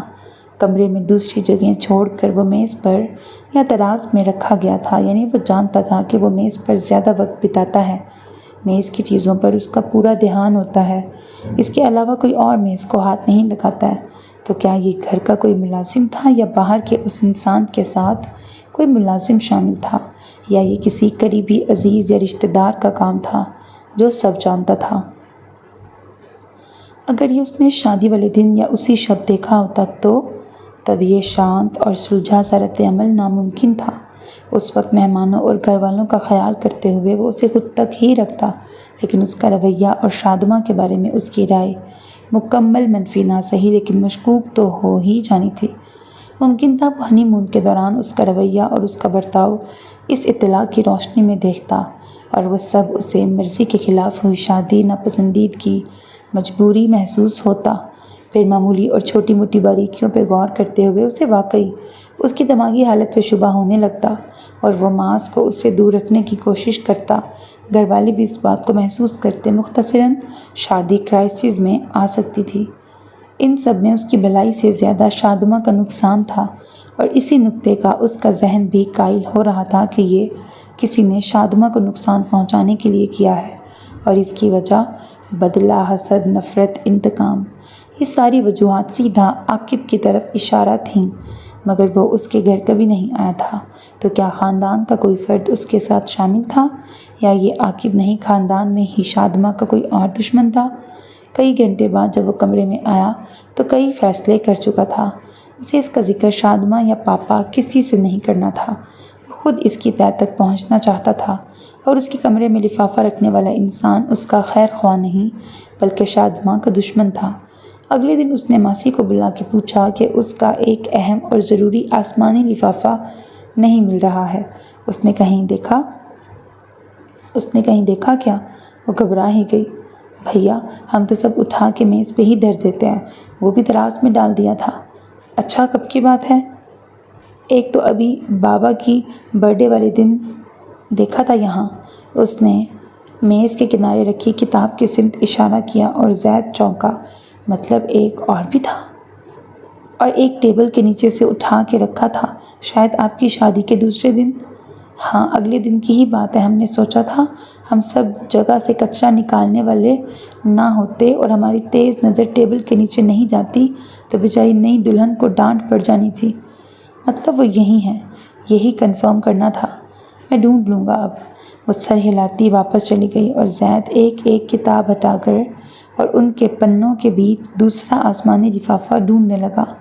کچھ دیر کی تلاش کے بعد وہ دو کتابوں کے درمیان مل گیا جنہیں اس نے بہت دن سے ہاتھ نہیں لگایا تھا۔ ایسا ہی اردو میں لکھا اس کا نام اور اندر کاپی کا صفحہ۔ شادماں کی معصومیت سے دھوکہ نہ کھانا، وہ بھروسے لائق نہیں۔ پہلے شاید ایک باپ مخاطب تھا اور اولاد کے لیے اس کی احتیاط اور فکر کو نشانہ بنایا تھا۔ اس کوشش کی ناکامی کے بعد اب ایک شوہر کی غیرت کو للکارا گیا تھا، اور شادماں کا کردار نشانے پر تھا۔ اس کا مطلب موز کی سالگرہ میں جو افراد موجود تھے یہ ان میں سے کوئی ہے۔ اس نے لفافہ دراز میں ڈال کے سوچا، اب وہ اس دن موجود ایک ایک فرد کی ذہنی فہرست بنا رہا تھا۔ اس کے بعد اس نے ممکنہ مجرم اس فہرست سے الگ کیے۔ شادماں کی پھپھو کا بیٹا ذیشان جو اوبر چلاتا تھا، اس کی امی اور دادی ہمیشہ اس کے ساتھ آتی اور جاتی تھیں۔ چونکہ وہ گھر کا فرد تھا تو وہ بھی سب کے ساتھ اتنا وقت گھر میں ہی رہتا تھا۔ اپنے طور پر اس نے تفتیش شروع کر دی تھی، اور اب کبھی ارادتاً اور کبھی غیر ارادتاً شادماں کا بغور مشاہدہ کرنے لگا تھا، اور اس دوران اسے احساس ہوا کہ شادماں نہ صرف اسے اچھی لگتی ہے بلکہ وہ اس سے محبت بھی کرنے لگا ہے۔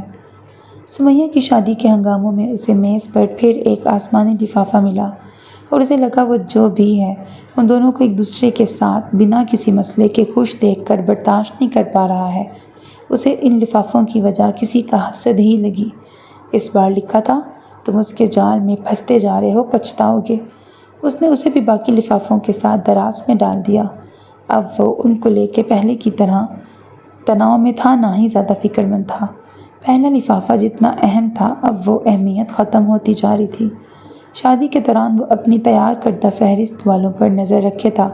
اس نے سوچا کمرے کے باہر کی راہداری میں کسی کو بتائے بنا خفیہ کیمرہ ہی لگوا لے تاکہ مجرم پکڑا جا سکے، لیکن یہ بات الیاس عالم سے چھپ نہیں سکتی تھی، اور وہ انہیں فی الحال اس معاملے میں شامل نہیں کرنا چاہتا تھا۔ شادماں نے اس کی لائی سرخ ساڑی بھی سنبھالی اور معاذ کو بھی سنبھالا۔ شادی میں موسم سرما کی آمد کے آثار تھے، اور نسرین کی ہدایت پر وہ الماری سے معاذ اور زید کے سرد کپڑے نکال رہی تھی۔ چیزیں ادھر ادھر کرتے ہوئے اس کے ہاتھ فرح اور اس کی شادی کا البم لگ گیا۔ زید نے اپنا کام سمیٹ کر لیپ ٹاپ بند کر کے ایک طرف رکھا اور اسے دیکھا۔ وہ الماری کے پٹ کھولے فرش پہ بیٹھی تھی۔ وہ اٹھ کر اس کے پاس آیا اور کھڑے کھڑے ہی جھانک کر اس کی محویت کا مرکز دیکھا۔ یہ کہاں سے ملا تمہیں؟ وہ البم دیکھ کر چونکا۔ نکاح سے قبل نسرین اس کے کمرے سے اس قسم کی ساری چیزیں لے گئی تھیں۔ ہاں، اس نے سر اٹھایا۔ وہ اس قدر گم تھی کہ اس کا سوال فوراً سمجھ نہ سکی۔ یہی تھا۔ اس نے نچلی دراز کی طرف اشارہ کیا۔ میں نے اب غور کیا، فرح غیر معمولی حسن رکھتی تھی، اور معاذ کی مسکراہٹ بالکل اس جیسی ہے۔ اچھا، میں نے کبھی غور نہیں کیا۔ اسے معاذ اور فرح کی مماثلت کے مماثل تبسم پہ حیرت ہوئی۔ لاؤ اسے ایسی جگہ رکھ دوں کہ پھر ملے نہیں۔ اس نے ہاتھ بڑھایا۔ کیوں؟ اس نے حیرت سے کہا۔ ہم دونوں تو روز یہ تصویریں دیکھنا نہیں چاہتے، پھر کیوں ایسی جگہ رکھیں کہ بار بار نظر آتا رہے؟ آپ کا دل نہیں کرتا کبھی دیکھنے کا؟ وہ اب بھی تصویر ہی دیکھ رہی تھی۔ نہیں، یہ سچ تھا۔ اس کے دل میں فرح کے لیے ہوک اٹھتی تھی، نہ دل دیکھنے کے لیے تڑپتا تھا۔ اس نے تعجب سے پل بھر کے لیے اسے دیکھا، پھر نظر سابقہ جگہ ٹکا دی۔ وہ بھی کم صورت یا بد صورت نہیں تھی، لیکن فرح میں کچھ خاص تھا۔ اتنی پیاری فرح کی یاد نہیں آتی آپ کو؟ تو پھر میں شدید حیرانی میں الفاظ پھسلے تھے اور احساس ہوتے ہی گم ہو گئے۔ یاد کا تعلق حسن سے نہیں، دل سے ہوتا ہے۔ اس نے سینے پہ ہاتھ رکھا۔ جو یہاں نقش نہیں ہوتا وہ یاد بھی نہیں رہتا۔ ہمیں اتنا وقت ہی نہیں ملا کہ دلوں کا تعلق قائم ہو پاتا۔ اس نے سنجیدگی سے کہا۔ امی کو شاید مووی ہی یاد تھی، البم کا انہیں خیال ہی نہیں۔ لاؤ کہیں رکھ دوں اسے؟ نہیں۔ اس نے البم دراز میں ڈالا اور بند کر کے کھڑی ہو گئی۔ ہمیں نہ صحیح مگر معاذ کو تو یہ صورت یاد ہونا چاہیے۔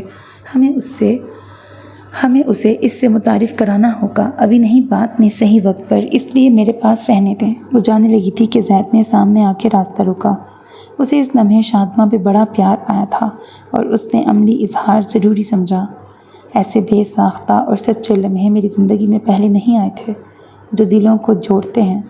اس نے سرخ اور گڑبڑائی سی شادماں سے کہا، جس کا دل اس بات کی صداقت کی گواہی دے رہا تھا۔ ایک دن اچانک اسے فرح کی امی کا فون آیا کہ وہ معاذ کو دیکھنا اور اس سے ملنا چاہتی ہیں۔ اس نے کہہ دیا وہ جب چاہیں آ کے اس سے مل سکتی ہیں۔ جب یہی بات گھر میں کہی تو الیاس عالم اور شادماں کے علاوہ کسی کو پسند نہیں آئی۔ سب سے زیادہ غصہ نسرین کا تھا۔ اب کیسے یاد آ گئی؟ اچھا ہے، جب مرضی ہوگی منہ موڑ لیں گے، اور جب موڈ بن گیا دھمکیں گے۔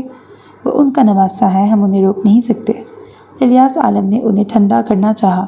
پیدا ہوا جب سے نواسہ ہی ہے، کیسے دھتکار دیا تھا بھول گئے آپ؟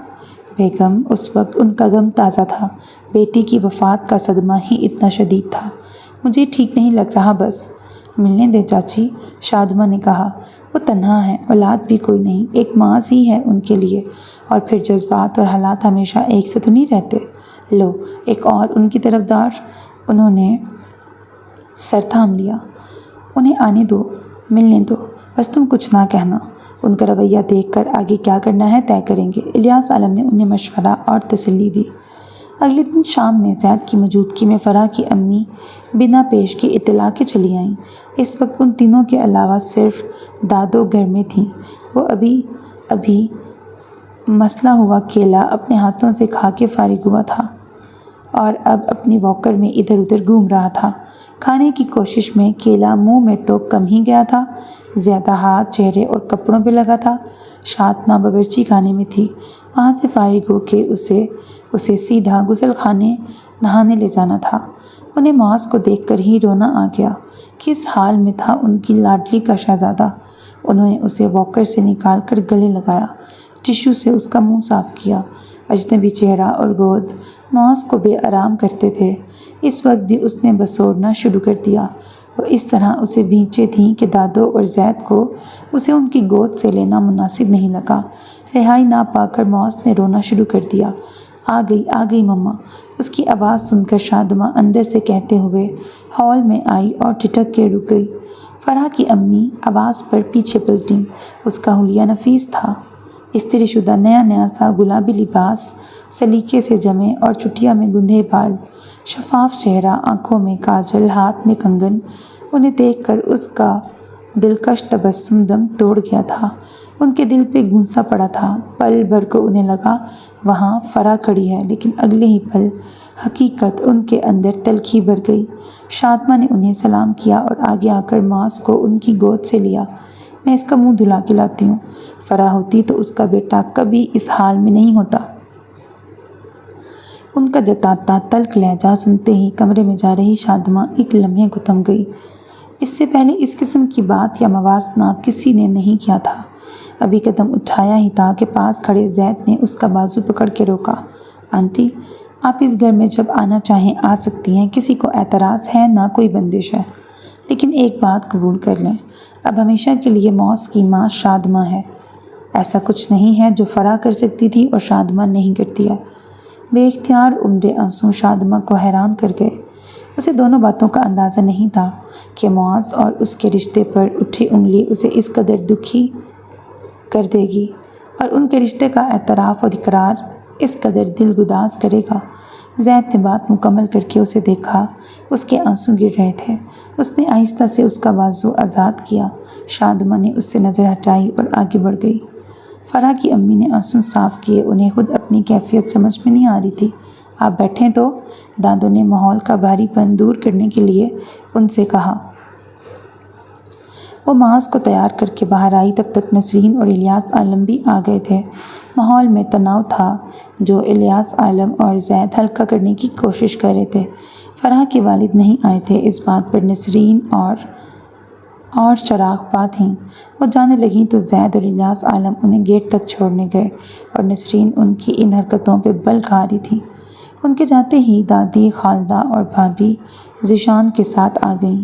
پھر بڑی دیر تک ان کی شکیل القلبی اور اب استحقاق جتانے والا غلط رویہ موضوع بحث رہا۔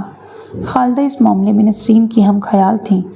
وہ چپ چاپ سب کی سنتی رہی، کہا کچھ نہیں۔ اس کا ذہن اب ان سے ہٹ کر کہیں اور الجھا تھا۔ غیر متوقع مہمانوں کی آمد اور ان کی تواضع نے اسے ذہنی جسمانی طور پہ تھکا دیا تھا۔ پھر معاذ بھی آج تنگ کر رہا تھا۔ بڑی مشکلوں سے وہ سویا تو اسے جھولے میں لٹا کے وہ اپنی جگہ لیٹ گئی۔ زید ٹیبل لیمپ کی روشنی میں کوئی کتاب پڑھ رہا تھا۔ اس کی نڈھال طبیعت اسے بھی محسوس ہو رہی تھی، اس لیے وہ لیٹی تو بھی اس سے کچھ نہیں کہا اور کتاب پڑھتا رہا۔ ذرا دیر بعد ہلکی ہلکی سوں سوں پر وہ چونکا اور ایک دم اس کی نظر اپنی میز کی دراز کی طرف اٹھی۔ وہ جانتا تھا وہ کبھی اس کی میز، بیگ اور کتاب بیاضوں کو ہاتھ نہیں لگاتی ہے، پھر بھی اس نے احتیاطاً اٹھ کر دراز کھول کر دیکھا۔ آج والا لفافہ جیسا اس نے رکھا تھا ویسا ہی وہاں موجود تھا۔ یہ ایسا تیسرا پیغام تھا۔ آج والا بھی پہلے جیسا کاپی کا صفحہ تھا۔ آج اس کے خیر خواہ نے لکھا تھا، شادماں کی کسی بات پہ بھروسہ نہ کرنا، پچھتاؤ گے۔ وہ بنا آواز کیے دروازہ بند کر کے واپس پلنگ پہ آیا تو شادماں کی اداسی کی وجہ فرح کی امی تھی۔ اسے ذرا تسلی ہوئی۔ وہ تقریباً پلنگ کے وسط میں اس کی طرف پیٹھ کر کے کروٹ پہ لیٹی تھی۔ اس نے ٹیبل لیمپ بجھایا اور اپنی جگہ لیٹنے کی بجائے دوسری طرف اس کے سامنے اس کی سمت چہرہ کر کے لیٹ گیا۔ اندھیرا تھا، پھر بھی شادماں نے آنکھیں موند کر خود کو سوتا ثابت کرنا چاہا اور زید نے ہاتھ بڑھا کے اسے اپنے قریب کیا۔ پاپا، آپ کے وقت دینے کے مشورے پر پتہ نہیں کب تک عمل اور صبر کر سکوں گا۔ اس نے دل میں انہیں مخاطب کیا۔ وہ جو چوری چوری رو رہی تھی، چہرہ چھپتے ہی کھل کے رونے لگی۔ زید نے تسلی کا ایک لفظ کہا، نہ اسے رکا، بس اس کا ہاتھ اس کی پشت تھپک رہا تھا۔ ذرا دیر میں ہی وہ سو گئی۔ پاپا، اٹ ورکس، اس نے مسکراتے ہوئے ایک بار پھر تصور میں باپ سے کہا۔ وہ میز پر زید کی چیزوں کو بالکل ہاتھ نہیں لگاتی تھی۔ دوپہر میں وہ کمرے میں آ رہی تھی تو الیاس عالم نے اسے سٹیپلر دیا کہ یہ دھیان سے زید کی میز کی دراز میں رکھ دو ورنہ یہاں وہاں ہو جائے گا۔ کمرے میں آئی تو زید لیپ ٹاپ پہ مصروف تھا۔ اس نے دراز کھول کر سٹیپلر اندر اچھال دیا، جس کے نتیجے میں دراز میں دھرے کاغذ میں افراتفری مچ گئی اور دراز بند کرتے ہوئے کوئی کاغذ باہر نکل آیا۔ اس نے کاغذ کھینچا اور واپس رکھنے سے پہلے اس کی نظر تحریر پہ پڑ گئی۔ اس آسمانی لفافے پر کس کی لکھائی تھی وہ جانتی تھی۔ اس نے دراز پورا کھولا جہاں مزید لفافے تھے۔ اس نے باری باری سارے کھول لیے اور ذرا دیر میں ہی ہاتھوں کی لرزش اس کے پورے وجود میں پھیل گئی۔ اسی وقت زید نے اسے دیکھا اور ماجرا سمجھتے ہی تیزی سے اٹھ کے آیا۔ اس نے کاغذات شادماں کے ہاتھ سے لیے تو اس نے خود کو سنبھالنے کے لیے میز کا سہارا لیا۔ زید نے اسے شانوں سے تھام کر پلنگ پہ بٹھایا۔ یہ سب کب سے؟ وہ ہکلاتے ہوئے چند الفاظ ہی ادا کر سکی۔ شاید شادی والے دن سے۔ اب جب وہ دیکھ ہی چکی تھی تو کہنا ضروری تھا، شادی والے دن سے؟ اس کا سر چکرانے لگا۔ مگر میں نے دیکھا کافی وقت بعد۔ وہ فرش پر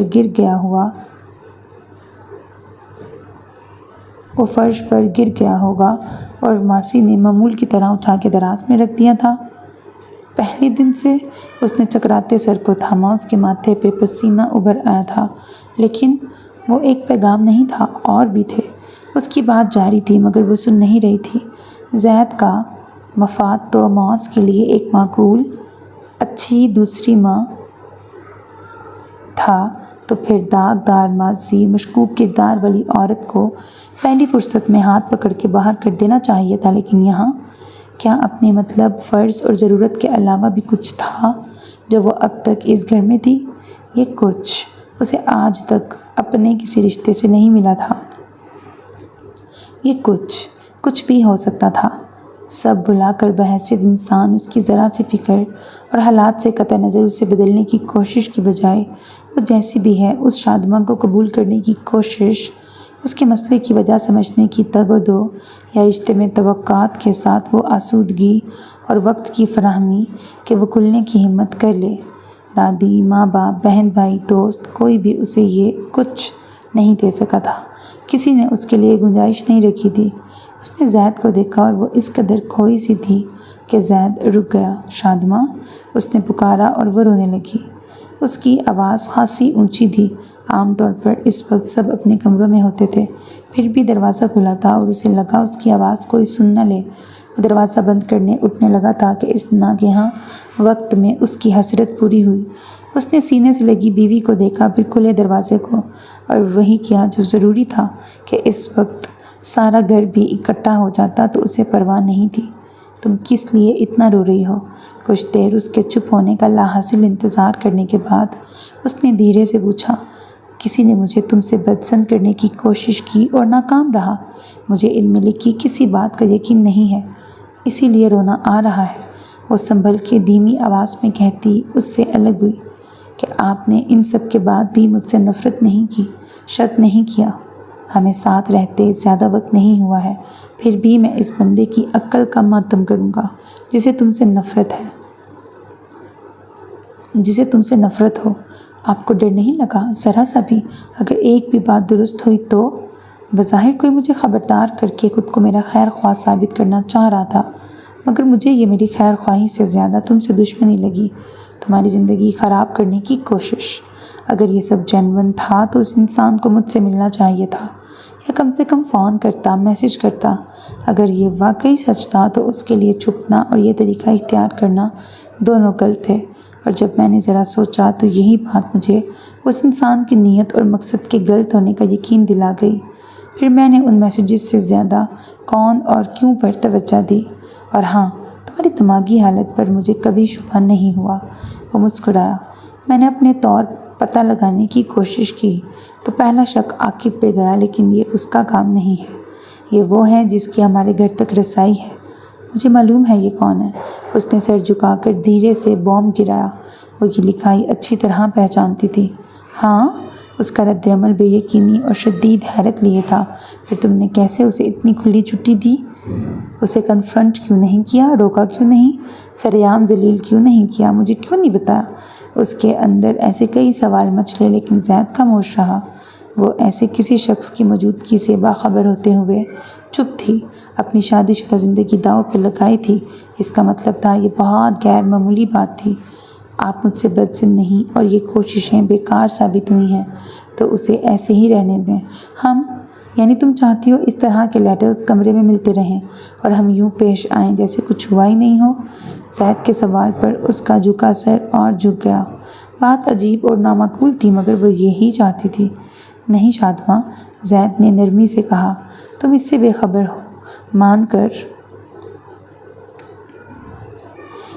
سے بے خبر ہو مان کر میں اپنے طور پر اس کی تہہ تک پہنچنے کی کوشش کر رہا تھا اور تمہاری پھپھو کے گھر تک پہنچ بھی گیا تھا۔ شادماں نے جھٹکے سے سر اٹھایا۔ لیکن اصل کلپریٹ ذیشان نہیں ہے۔ تم جانتی ہو تو مجھے بتاؤ۔ تم مجرم کو بچانا اور چھپانا چاہتی ہو۔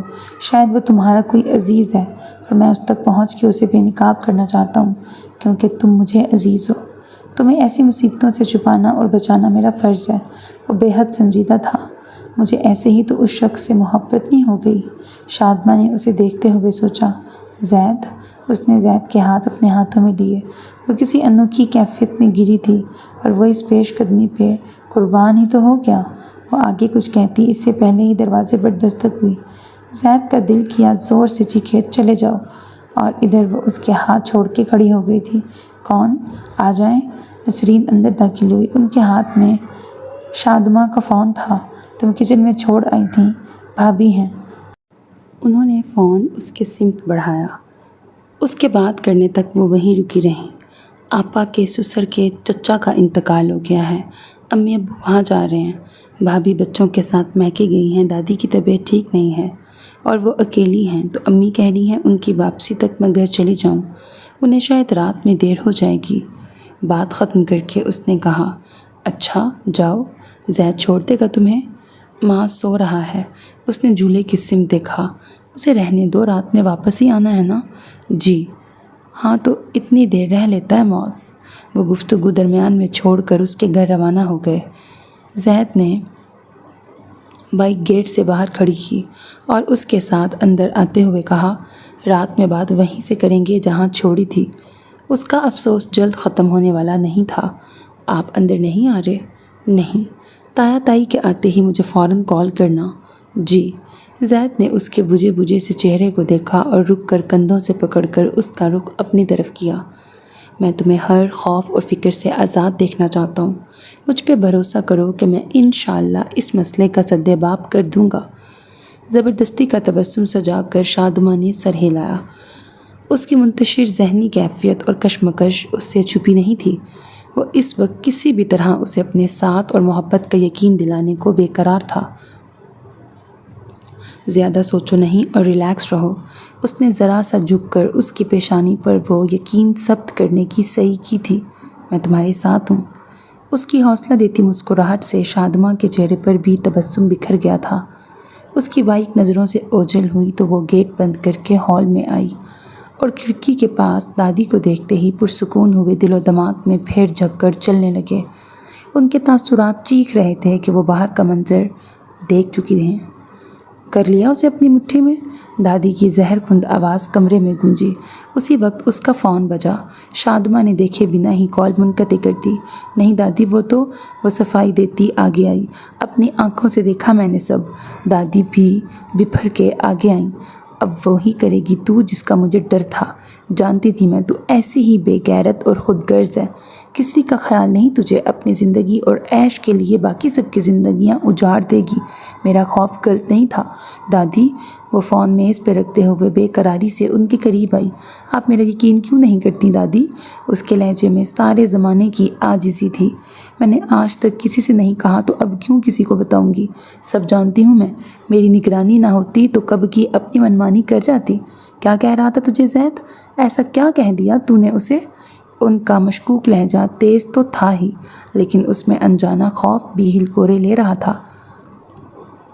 लेकिन याद रख, तेरी ज़बान से ज़्यादा काबिल भरोसा आज भी मेरी बात है।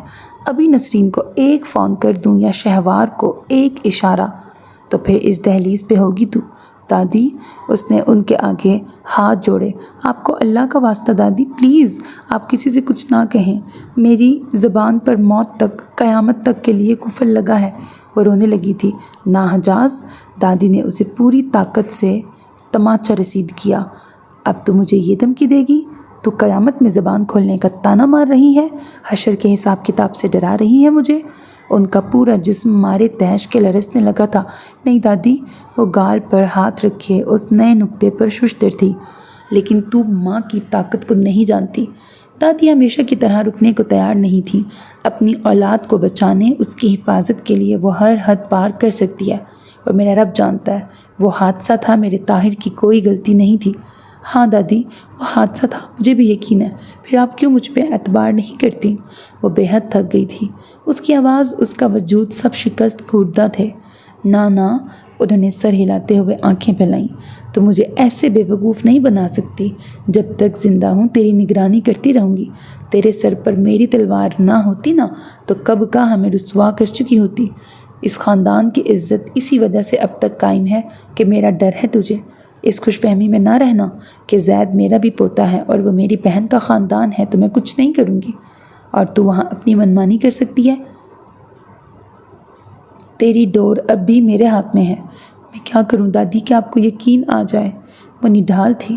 मुझे कभी यकीन नहीं आएगा। उन्होंने सर उठाकर तनफ़ुर से कहा, मैं माँ हूँ। मैं एक पल के लिए गाफिल नहीं हो सकती। माँ की मोहब्बत और फ़र्ज़ का ये कौन सा रूप था जिसने उसकी ज़िंदगी से सुकून छीन लिया था? तो मुझे भी एक ज़ोर का थप्पड़ मारे अब्बू की तरह कि मेरा भी सर दीवार से लगे और मैं शादाब की तरह मर जाऊँ। अब यही एक हल बचा था। तू ये? दादी के मुंह से झाग उड़ने लगा। मारे गुस्से और ताज्जुब के उनकी ज़बान लड़खड़ाने लगी। वो बोल ही ना सकी तो दोनों हाथों से उसे मारने लगी। यही तो डर है। ज़बान पर आई कैसे? ये बात तेरे मुंह से निकली ही क्यों? यही है तेरा इरादा? यही है तेरे दिल में? इसी दुनिया से कहना चाहती है तू? उनके हाथ नहीं रुक रहे थे। आखिर वो थक गईं तो हाँफते हुए रुक कर सोफ़े का सहारा लिया। मुझे सच में मार ही डालें दादी, मेरे अंदर अभी हिम्मत नहीं और बर्दाश्त करने की। उसने अपने बिखरे बाल पीछे किए। दादी ने फिर सारी कुव्वत मुज्तमा करके उसे ज़ोर से थप्पड़ रसीद किया। ये बात कभी लफ्ज़ों में ढल कर बयान ना बने। ये हवाएं और दीवारें भी कभी इसको ना सुने। ये कहा था मैंने तुझसे, ये वादा किया था तूने मुझसे, लेकिन मुझे हमेशा तेरी तरफ से सही धड़का लगा रहता था। सारी दुनिया को बताना चाहती है ये तू, लेकिन याद रख, मेरे होते कभी कामयाब नहीं होगी। और कभी गलती से भी कोशिश की तो देखना, कोई नहीं मानेगा। तेरा किरदार और शोहरत ऐसी होगी कि लोग पत्थर मारेंगे पागल समझ के, लेकिन कोई यकीन नहीं करेगा। ये ज़मीन तंग कर दूंगी तुझ पे। ताहिर का बाल बीबी का नहीं होने दूंगी। वो उसके बाल मुट्ठी में पकड़ के ख़ुद कलामी के अंदाज में कह रही थी जैसे खुद को बावर करा रही हों। तकलीफ़ के मारे उसकी आंखें बरसने लगीं, लेकिन उसकी ज़बान खामोश थी। मेरे होते कोई कुछ नहीं बिगाड़ सकता मेरे ताहिर का। उन्होंने उसके बाल छोड़े और पूरे करोफर से कहा, देख अब कैसे तुझे वापस इस घर में बुलाती हूँ। हमेशा मेरी आंखों के सामने ही रहेगी तू। यहीं इस घर में असल ठिकाना है तेरा। वो गैज़ो गज़ब से लरसती गुस्से में कमरे دوسرے کمرے میں چلی گئی اور شادماں بے جان سی صوفے پہ گر گئی۔ اس کی مسافت کا کسی کو اندازہ نہیں تھا۔ وہ بچپن سے دادی کے وہموں سے بھاگ رہی تھی۔ قدم مسلسل سفر میں تھے، ایسا سفر جس کی سمت متعین تھی نہ منزل تھی۔ دادی نے تمام عمر کے لیے یہ خاردار اور سنسان راستہ اس کا مقدر کر دیا تھا۔ وہ 8 سال کی عمر سے دادی کے ہاتھوں کی کٹ پتلی تھی، ایسی جیتی جاگتی کٹ پتلی جس کی وہ جب چاہیں سانسیں روک لیتی تھیں، جہاں چاہتی اسے گرا دیتی تھیں، پٹک دیتی تھیں۔ اس کے دل میں اتری محبت کی چاندنی اور سکون کی کرنوں کی عمر بڑی مختصر تھی۔ زید، اس نے دل میں اسے پکارا اور رو پڑی۔ تبھی سامنے میز پہ رکھے الٹے فون کی اسکرین روشن ہوئی تو اس نے چونک کر ہاتھ بڑھا کے فون اٹھایا اور جھٹکے سے کھڑی ہوئی۔ اس نے دیکھے بنا اپنی دانست میں جو کال منقطع کی تھی وہ دراصل ریسیو ہو گئی تھی، اور ابھی ابھی دوسری طرف زید نے فون بند کیا تھا۔ اس نے منہ پہ ہاتھ رکھ کر سامنے دیکھا جہاں وہ دروازے میں نمودار ہوا تھا۔ اس نے ایئر پوڈ کان سے نکال کر جیب میں ڈالا اور کچھ کہنے جا رہا تھا کہ وہ اسے چپ رہنے کا اشارہ کرتی تیزی سے اس کے پاس آئی۔ آپ جائیں پلیز۔ اس کی رنگت خطرناک حد تک سفید ہو گئی تھی، وہ خائف تھی۔ اس کی آواز وحشت زدہ مگر سرگوشی سی تھی۔ زید کو اس لمحے شادماں کی اذیت اور اکیلے پن کے احساس کے ساتھ ہی اس کے لیے اپنے جذبات کی شدت اور گہرائی کا بھی ادراک ہوا تھا۔ کچھ منٹوں پہلے وہ جس فکر مند شادماں کو چھوڑ گیا تھا وہی اسے تکلیف دہ لگ رہا تھا، مگر اس وقت جو اس کے سامنے تھی وہ اس کا تصور بھی نہیں کر سکتا تھا۔ اس نے کسی اور ہی احساس کے زیر اثر شادماں کے بکھرے بال ہاتھوں سے سنوارے۔ پلیز، اس نے ہاتھ جوڑے۔ وہ خوف اور یاس کی آخری حد پر تھی۔ میں تم سے کچھ نہیں پوچھوں گا۔ زید نے اس کے بندے ہاتھ نیچے کیے۔ اس کی آواز بھی سرگوشی سے زیادہ نہیں تھی۔ اس کے آنسو رواں ہو گئے۔ زید نے بازو پھیلا کے اسے خود سے قریب کیا اور وہ دبی دبی آواز میں اور تیزی سے رونے لگی۔ کسی کی موجودگی کا احساس دادی کو بھی ہو گیا تھا۔ وہ اٹھ کر ہال کی طرف بڑھیں اور ٹھٹک کے رک گئیں۔ دروازے سے نظر آ رہا منظر ان کا بدترین خدشہ، ان کا ڈراؤنا خواب تھا، جس کے ظہور کو روکنے کے لیے وہ صحیح غلط، برا بھلا، ظلم و ستم، رتبہ، مقام، رشتہ سب بھلا چکی تھیں۔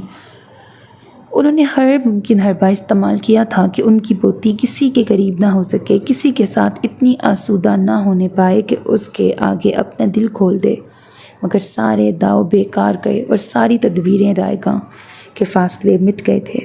اس کے آنسو، دکھ، زخم کچھ بھی راز نہیں رہا تھا۔ جو بڑی مشقت سے انہوں نے کھڑی کی تھی وہ دیوار ڈھہ گئی تھی۔ اسے سمیٹنے والا اس کی زندگی کا ساتھی اسے گلے لگا کے مان اور اعتبار سونپ چکا تھا۔ تبھی زید کی نظر ان پہ پڑی۔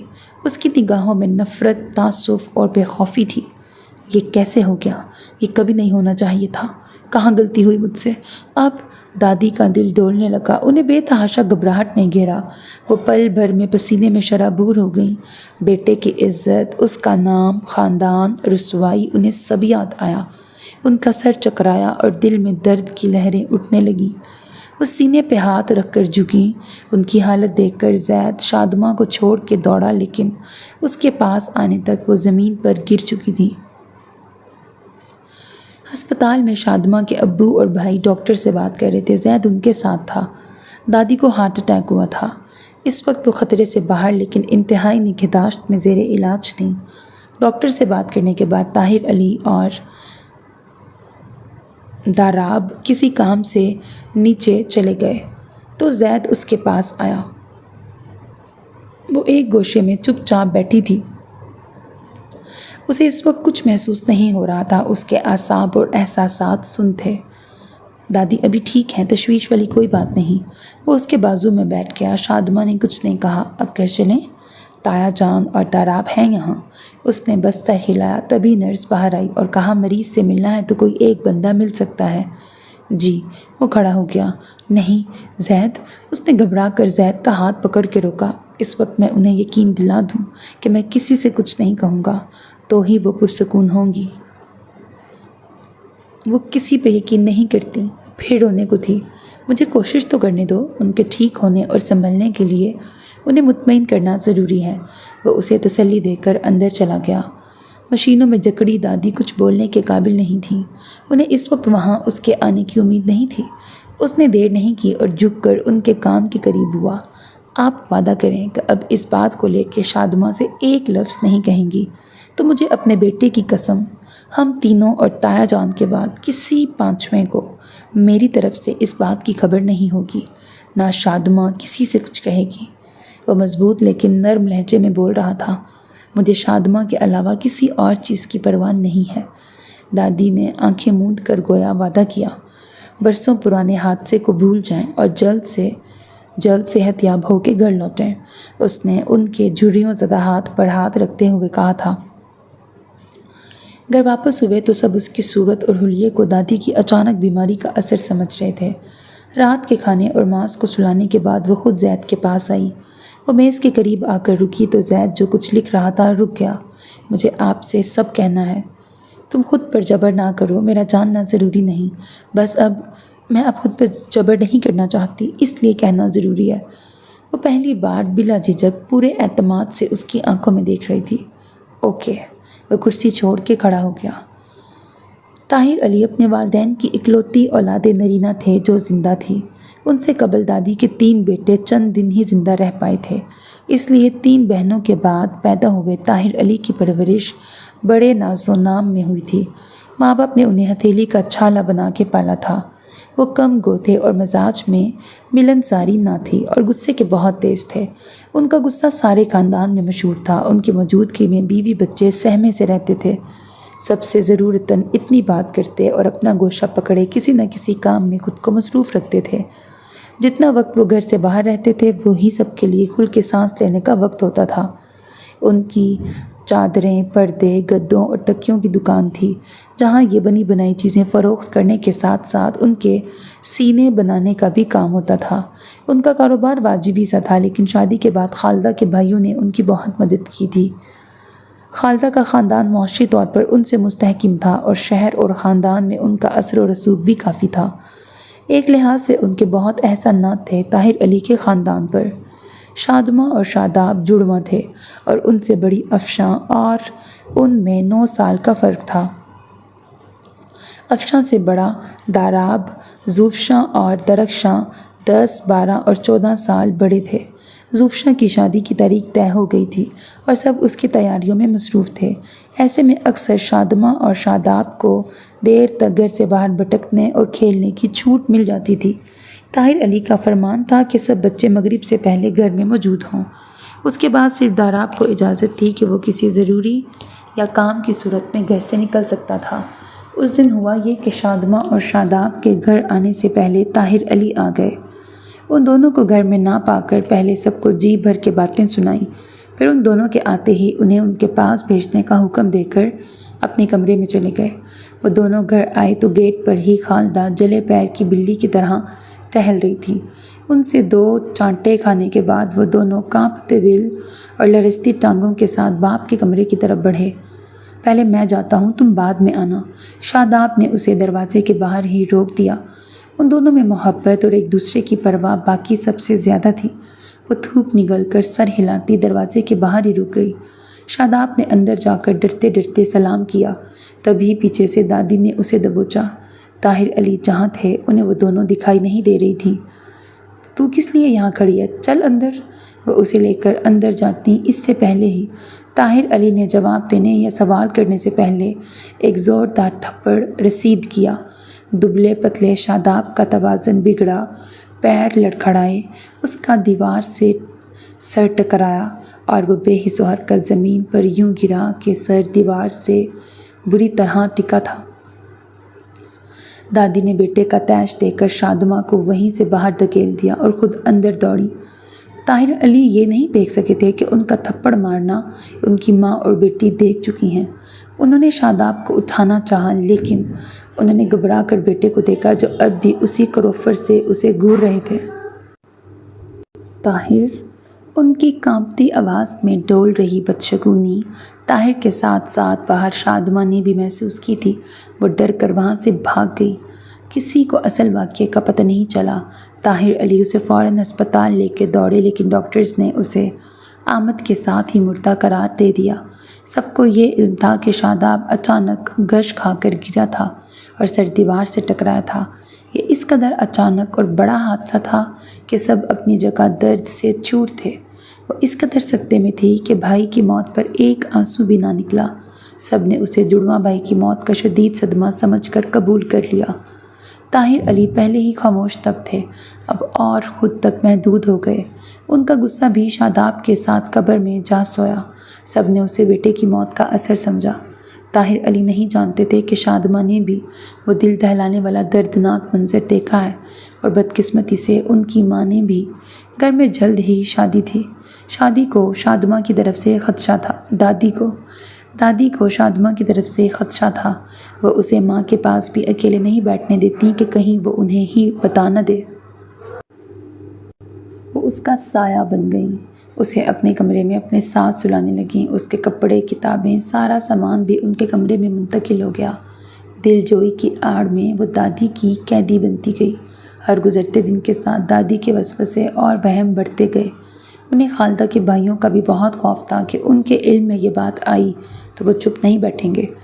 کسی کو حقیقت کا علم ہوتا تو وہ تشخیص کرتا کہ دادی شدید پیرانویا کا شکار تھیں، اور یہ وقت کے ساتھ بڑھتا گیا۔ انہوں نے اس کی کوئی قریبی سہیلی بننے دی، نہ گھر میں ماں اور بہنوں کو اس کے قریب آنے دیا۔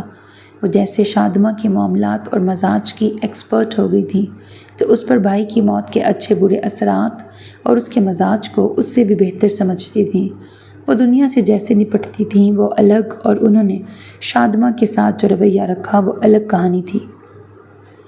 وہ سارا بچپن باپ کے غصے سے ڈرتی رہی تھی، اب بھی ڈرتی تھی، مگر سمجھداری آتے ہی اس نے تسلیم کر لیا تھا کہ وہ برا حادثہ تھا۔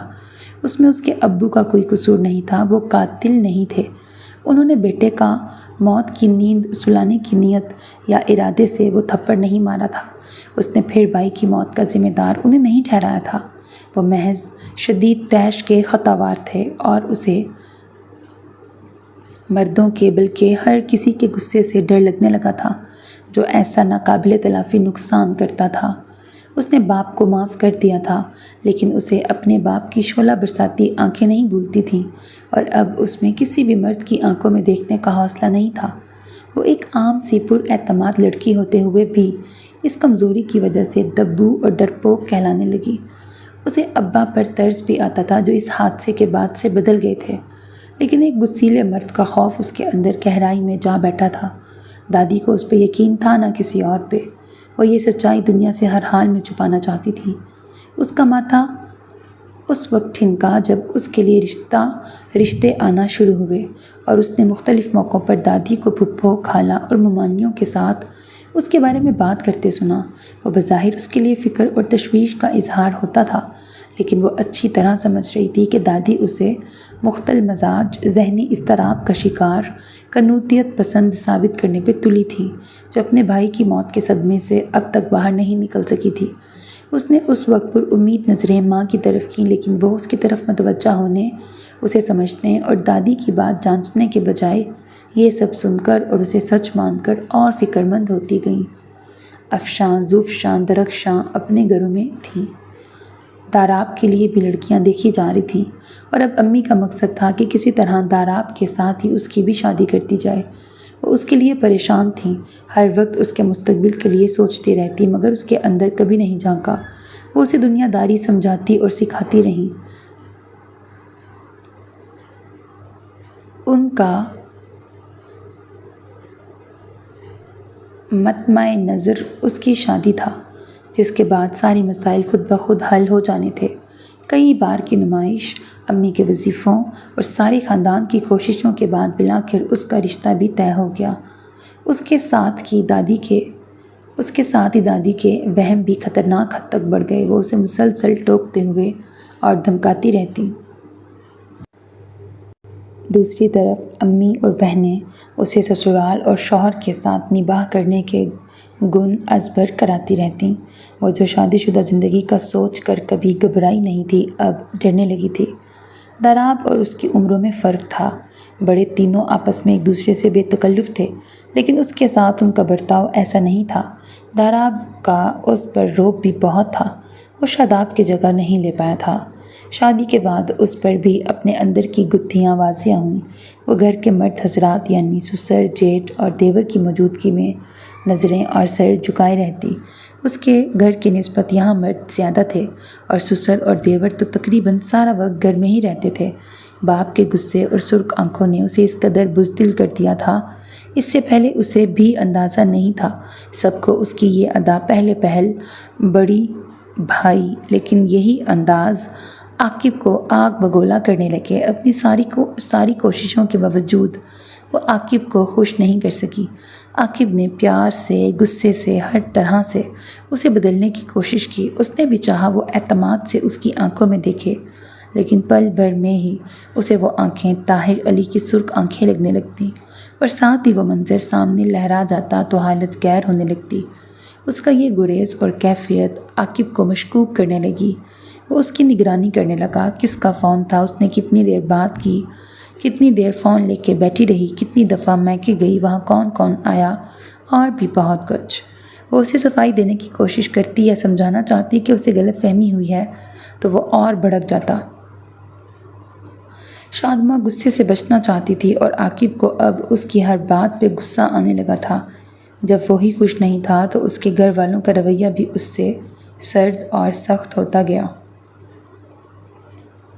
وہ میکے میں اس کے متعلق کسی سے بات کرنے کی کوشش کرتی تو اس کی سنے بنا ہی اسے کیا کرنا چاہیے اس عنوان پر ایک لمبی تقریر سننے کو ملتی۔ مسئلہ کیا ہے کسی نے بھی جاننے کی کوشش نہیں کی۔ سب کو لگتا تھا شادمہ کے مزاج کی وجہ سے عاقب کو شکایت ہے اور وہ شوہر کے لیے خود کو بدلنے کے لیے تیار نہیں ہے۔ وہ سب اسے اچھا پہننے اوڑھنے، شوہر کے لیے سجنے سنورنے، اس کی خواہشوں کا بنا بولے پورا کرنے، شوہر کے ساتھ ہنسی مذاق کرنے، اس کی شوخیوں کا جواب شوخیوں سے دینے کی تلقین کرتے رہتے۔ اتنی باتوں کے درمیان وہ کچھ سمجھ پاتی یا فیصلہ کر کے اپنی شادی بچانے کے لیے کوئی لائحہ عمل ترتیب دے پاتی، اس سے پہلے ہی یہ قصہ ختم ہو گیا۔ بیوی بہو دل سے اتر جائے یا دل میں جگہ ہی نہ بنا پائے تو اس سے چھٹکارے کے 100 بہانے ہیں۔ دور دور تک خاندان میں کسی کی طلاق نہیں ہوئی تھی، اس لیے سب کا رد عمل چاہے وہ حیرت، غصہ، افسوس یا دکھ جو بھی تھا، شدید تھا۔ سسرال میں یہ مشہور تھا کہ عاقب نے شک کی بنیاد پہ اسے چھوڑا ہے۔ کوئی مطمئن تھا تو وہ دادی تھیں۔ بھابھی ویسے ہی آرام طلب تھیں، اس نے انہیں بستر پہ ہی بٹھا دیا۔ خود کو مصروف رکھنے کے علاوہ اس کے پاس اور کوئی راستہ نہیں تھا۔ طلاق کے بعد وہ خاموش اور تنہائی پسند ہو گئی تھی۔ پھر سب لوگ عاقب کا شک مختلف طریقے سے ایک دوسرے سے کہنے لگے تو اس کے کانوں تک بھی پہنچتا تھا۔ جتنے منہ اتنی افواہیں، شکوک اور مفروضے تھے۔ بہنوں کو اس کی فکر تھی، وہ اسے سمجھاتی کہ اس طرح وہ بھائی بھابھی کی غلامی نہ کرے، اپنے باپ کے گھر میں ٹھاٹھ سے رہے۔ خالدہ اب اسے بھی وظائف پڑھنے کے لیے دیتی۔ ان کا مقصد ایک بار پھر اس کی شادی ہو گیا تھا۔ سب اسے بدلنا چاہتے تھے، اس کا مزاج، اس کی عادتیں، اس کا رویہ جو گھر والوں کی نظروں میں طلاق کی وجہ تھا۔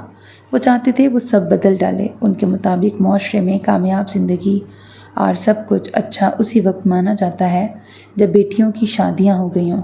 اس نے اپنی ماں کو ساری عمر اسی تگدو میں مصروف دیکھا، بیٹیوں کے کچھ نیا سیکھنے، کوئی شوق پورا کرنے، پہننے اوڑھنے، کہیں آنے جانے، سب کے پیچھے ایک ہی بات ہوتی تھی کہ یہ سسرال میں کام آئے گا یا لڑکے والوں کو یہ پسند آئے گا۔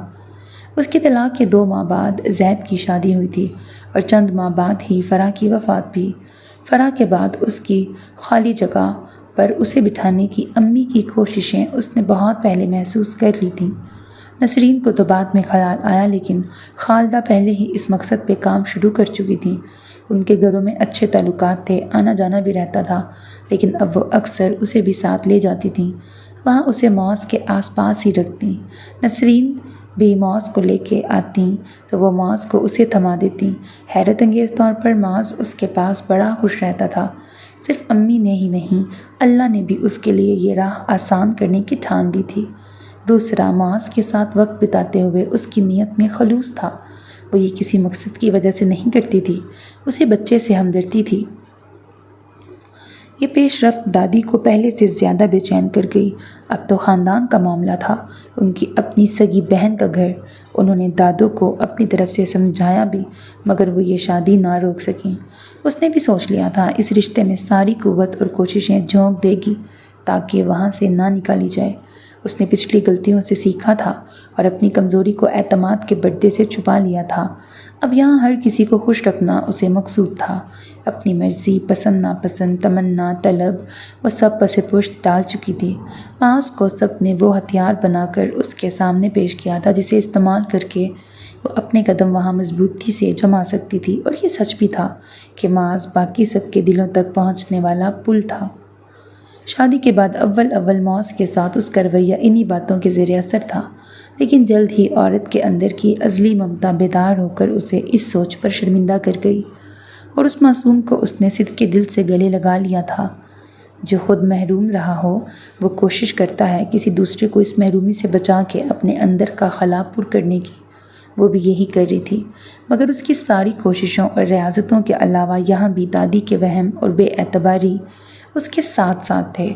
انہوں نے یہی سوچ کر اس کے کمرے میں رکا چھوڑا تھا کہ ابتدا میں ہی زید اس سے بدگمان اور مشکوک ہو جائے گا تو آگے شادماں کے لیے آسانیاں نہیں ہوں گی، وہ انہی میں الجھی رہے گی، اور زید زیادہ ہی سخت مزاج نکلا تو وہ پھر باپ کے گھر لوٹ آئے گی۔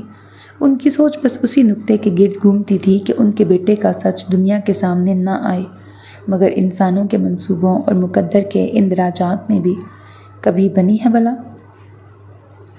جو اس نے مان لیا تھا کہ اسے قبر میں اپنے ساتھ لے جانا ہوگا، وہ سب اسے سنا کر وہ زندگی میں پہلی بار ہلکی ہوئی تھی۔ ایک اندیکھا بوجھ جس کے تلے وہ بڑی مشکلوں سے سانس لیتی تھی اب سرک گیا تھا۔ اس کی سانسیں برسوں بعد بحال ہوئی تھیں۔ وہ اب بھی چاہتی تھی کہ زید کسی سے کچھ نہ کہے، حتیٰ کہ آئندہ دادی سے بھی اس موضوع پہ بات نہ کریں، لیکن زید اس معاملے کو ختم کرنا چاہتا تھا بنا کسی اور کو خبر کیے۔ وہ سو چکی تھی مگر زید جاگ رہا تھا۔ بہت دیر تک سوچنے کے بعد وہ کسی نتیجے پہ پہنچ پایا تھا۔ اگلے دن وہ طاہر علی کے پاس موجود تھا۔ اس سے یہ سب سن کر وہ سکتے میں تھے۔ انہیں علم تھا نہ اندازہ کہ شادماں نے انہیں تھپڑ مارتے دیکھا تھا، اور ان کی ماں نے اس کے بعد کیا کیا ہے۔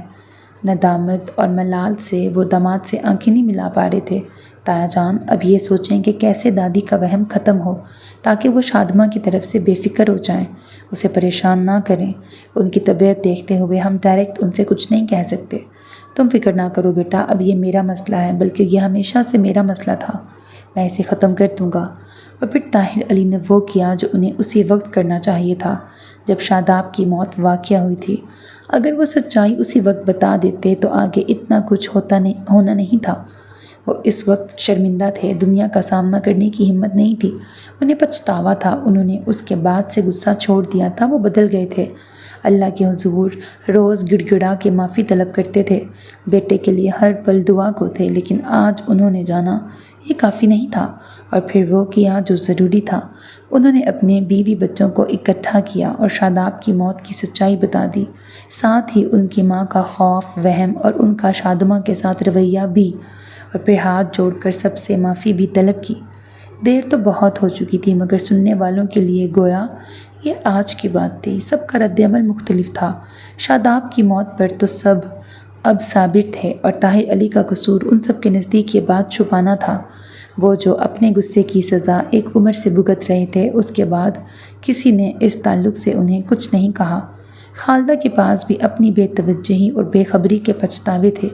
ہمارے یہاں بیٹیاں پیدا ہوتے ہی اکثر ماں باپ کا نصب العین، ان کی زندگی کا مقصد بیٹی کی شادی ہو جاتا ہے۔ بچپن سے اس کا مزاج، پہننا اوڑھنا، اٹھنا بیٹھنا، تعلیم تربیت، ہنسی مذاق، ہر بڑی چھوٹی بات، سب کچھ کو اسی تناظر میں دیکھا جاتا ہے، اسی واسطے سکھایا جاتا ہے، اس کے مطابق طے کیا جاتا ہے کہ لڑکے والے اور لڑکے کو کیا اچھا لگے گا کیا نہیں۔ باپ پائی پائی جوڑنا شروع کرتا ہے کہ اس قابل جہیز کا انتظام کرنے لائق ہو سکے جو معقول رشتوں کے لیے مقناطیس کا کام کرے۔ اکثر گھرانوں میں بیٹی کے مستقبل کے لیے تیاریاں کرتے ہوئے والدین جو چیز سب سے زیادہ نظر انداز کرتے ہیں وہ بیٹیاں ہیں۔ ان دونوں نے بھی یہی کیا۔ 4 بیٹیوں کی شادی اور پھر شادی کے بعد کے جنبیلوں کے آگے انہیں کچھ دکھائی دیتا تھا نہ سوچتا تھا۔ طاہر علی اس کے بعد ماں کے پاس ہسپتال گئے اور انہیں بھی خبر کر دی کہ وہ شاداب کو تھپڑ مارنے اور دیوار سے ٹکرانے والی بات سب کو کہہ چکے ہیں۔ اللہ تو غفور الرحیم ہے، انہیں معاف کر دے گا، لیکن اس کے بندوں سے اس دنیا میں معافی بھی ضروری تھی۔ وہ بھی عمر کے آخری پڑاؤ میں داخل ہو چکے تھے، جہاں توفیق ملے تو آخرت کی فکر ناممکن لگنے والے کام بھی کروا لیتی ہے۔ انہیں یہی طریقہ مناسب لگا تھا جس سے ماں کا ڈر اور وہم ختم ہو سکتا تھا۔ شادماں دنیا کو بتا نہ دے، ان کا یہ خوف انہوں نے خود ہی سب کو بتا کے ختم کر دیا تھا۔ جس کے ہونے کے وہم انہیں ستاتے تھے وہ ہو چکا تھا اور کوئی قیامت نہیں آئی تھی۔ اس کے بعد طاہر علی سب کا سامنا کرنے اور سب کی بری بھلی سننے کو تیار تھے۔ طاہر علی کے کر گزرنے کے بعد اب دادی کیا کہتی، نہ کرتے، کیوں کیا، اب کیا ہوگا جیسے سارے سوالوں کے جواب طاہر علی نے انہیں دے دیے تھے۔ ہم کئی دفعہ بزرگوں کو عمر کی سہولت دیتے ہوئے ان کی غلط باتیں چھپا کر برداشت کر کے انہیں مزید غلطیوں کا موقع دیتے رہتے ہیں، اور انہیں شرمندگی سے بچانے کے ہمارے یہ جتن انہیں اپنے غلط ہونے کا احساس نہیں ہونے دیتے۔ طاہر علی یہ غلطی نہیں کرنا چاہتے تھے۔ ماں کا احترام فرض تھا تو بیٹی کی خوشی اور سکون بھی ان کی ذمہ داری تھی۔ ایک عمر پچھتانے میں گزارنے کے بعد وہ اس وقت دیر آیت درست آیت کی مثال تھے۔ ایک بار پھر جو بات اسے ناممکن لگتی تھی وہ ہو چکی تھی۔ زید نے اسے کچھ نہیں بتایا تھا، لیکن جب طاہر علی اس سے ملنے آئے تو انہوں نے اسے سارا ماجرا سنایا۔ باپ بیٹی کے درمیان اس عمر میں وہ لمحہ آیا تھا جب انہوں نے پہلی بار اسے گلے لگا کر تسلی دی تھی۔ اس نے پہلی بار باپ کی آنکھوں میں آنسو اور درد کی سرخی دیکھی تھی۔ یہ نیا منظر شاید اسے ان کی غصے سے سرخ آنکھیں بھلانے والا تھا۔ لفافے والی بات صرف شادماں کے گھر والے جانتے تھے۔ زید کے یہاں سب اس سے لا علم تھے۔ آغاز میں الیاس عالم کی نصیحت اور مشوروں نے بگڑنے نہیں دیا تھا تو انجام طاہر علی کی ثابت قدمی نے سنبھالا تھا۔ دادی کا رویہ سب کے ساتھ عجیب تر ہو گیا تھا۔ جانے اب کون سے وہم اور وسوسے تھے کہ وہ سب سے ناراض رہتیں، کسی سے سیدھے منہ بات نہیں کرتیں، سب پہ چیختی چلاتیں۔ ان کی اصلیت جاننے کے بعد اب کسی کو ان سے ہمدردی نہیں ہوتی تھی، لیکن شادماں کو اب ان پہ ترس آتا تھا۔ سب کے روکنے اور منع کرنے کے باوجود وہ ان کے کمرے میں جاتی، ان کے کام کرتی تھی۔ حیرت انگیز طور پر دادی اسے ایک لفظ نہیں کہتی تھیں، اسے دیکھ کے منہ موڑ لیتیں، منہ پھلائے رکھتیں، لیکن جب وہ ان کے بال بناتی یا ناخن تراشتی تو اسے کرنے دیتیں۔ وہ بھی انہیں مخاطب کرنے کی کوشش نہیں کرتی تھی۔ اب اسے ریٹائر کر دیں پلیز۔ زید نے الماری سے اسی شرٹ کا ہینگر نکالا تو شادماں نے دہائی دی، میں بتاتی ہوں مجھے اور کون سی شرٹس پسند ہیں۔ زید کو ایک طرف کر کے وہ الماری میں گھسی۔ یہ ابھی اچھی بھلی ہے تو؟ اس نے ہینگر دور کرتے ہوئے شرٹ کا جائزہ لیا۔ چلے گی اور کچھ ٹائم، مجھے یہ والی پسند ہے۔ اور اس نے ہلکے پیلے اور سرمئی چیک والی شرٹ نکالی۔ تبھی فرش پہ بیٹھے معاذ نے آواز نکالی، ماں ماں۔ وہ اب چند الفاظ بولنے لگا تھا۔ سب سے پہلے دادا اور بابا کہا تھا۔ اس کے منہ سے ماما پہلی بار نکلا تھا۔ وہ دونوں اس کی طرف پلٹے۔ معاذ نے ماما کہا؟ اس نے مسرت اور حیرت سے زید سے پوچھا۔ اس نے مسکرا کے سر ہلایا۔ اسی وقت پھر معاذ نے پکارا، ماں ماں۔ اس نے شرٹ کندھے پہ ڈالی اور دوڑ کر اسے اٹھا کے دھڑا دھڑ چومنا شروع کر دیا۔ او میرا شونا۔ ماں بیٹے کی باتیں اور لاڈ شروع تھے کہ نسرین اندر آئیں۔ لاؤ میں اسے نہلا کے تیار کر دیتی ہوں، تم اپنی تیاری کرو۔ وہ تینوں سمیہ کے یہاں مدعو تھے۔ اس نے ابھی ابھی ماما کہا چاچی، اس نے پورے جوش سے انہیں اطلاع دی۔ ماشاءاللہ، آج نہیں تو کل کہنا ہی تھا اس نے اپنی ماں کو ماما، انہوں نے اسے گود میں لیتے ہوئے کہا۔ ان کے لہجے میں بہو کے لیے پیار تھا۔ اسٹرابری کھائی کم اور کپڑے زیادہ رنگے ہیں، کیوں؟ دروازے سے نکلتے ہوئے وہ معاذ سے مخاطب تھیں۔ تبھی اس نے چونک کر کندھے پہ پڑی شرٹ کو دیکھا۔ معاذ کے ہاتھ کی اسٹرابری شرٹ پر چپکی تھی۔ اب نہیں کہوں گی، میری ہی نظر لگ جاتی ہے۔ اس کی تعصب بھری مری سی آواز نکلی۔ آپ کی آنے والی کتاب سے کوئی ٹوٹکا نکالیں اور اسے صاف کریں۔ اس نے شرٹ ہاتھ میں لے کے سرخ داغ دیکھا۔ کون سی شرٹ تمہیں پسند ہے؟ زید نے اس کے ہاتھ سے شرٹ لے لی۔ جیسی بات کر کے ان چھوٹی موٹی بے جان چیزوں کو اہمیت دینے کے بجائے وہ کہو جس کے بعد میرے دل کے داغ دور ہو جائیں۔ آپ کے دل پہ کون سے داغ ہیں؟ حسرتوں کے داغ، اس نے آہ بھرتے ہوئے کہا۔ کہنے کی کیا بات ہے؟ آپ کیا شاید سبھی جانتے ہیں؟ مجھے تم سے سننا ہے۔ وہ اور ایک قدم آگے آ کر بالکل پاس آیا۔ چند لمحے اسے دیکھنے کے بعد شادماں نے محض کہنے پر اکتفا نہیں کیا۔ اگلے پل زید جیب سے فون نکال کر کسی کو کال کرنے لگا۔ یہ کیا کر رہے ہیں؟ سمیہ کی دعوت کینسل کر رہا ہوں۔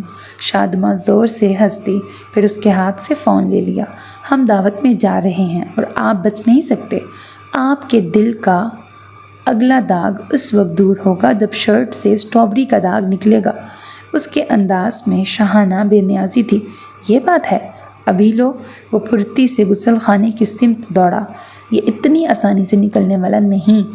اس نے پیچھے سے ہانک لگائی۔ زید نے کوئی جواب نہیں دیا اور شادماں مسکراتے ہوئے اپنے کپڑے نکالنے لگی۔ اسے علم نہیں تھا واش بیسن کے نیچے والی کیبنٹ میں زید نے کون کون سے کیمیکل اور محلول جمع کر رکھے تھے۔ کچھ دیر بعد وہ فاتحانہ انداز میں شرٹ لہراتا باہر آیا۔ لیں جی، بے داغ شرٹ۔ کیسے؟ وہ آنکھیں پھاڑ کر شرٹ اور اسے دیکھنے لگی۔ بس تم نے جو لالچ دیا اس کا اثر ہے، زید نے دائیں آنکھ دبا کر شرارت سے کہا۔ مجھے دانتوں آواز دے رہی ہیں۔ وہ دروازے کی سمت بڑھی اور زید اس کی طرف ختم شد۔ سو میرے عزیز listeners, this was the end of the novel Dasht Uljhan ka Sitara. Hope that you like it. اپنا بہت خیال رکھیے گا نیک تمناؤں کے ساتھ۔ اللہ حافظ and don't forget to subscribe to my channel because that's how you can encourage me, and that's the only kind of support and encouragement which I want from all of you. Allah Hafiz.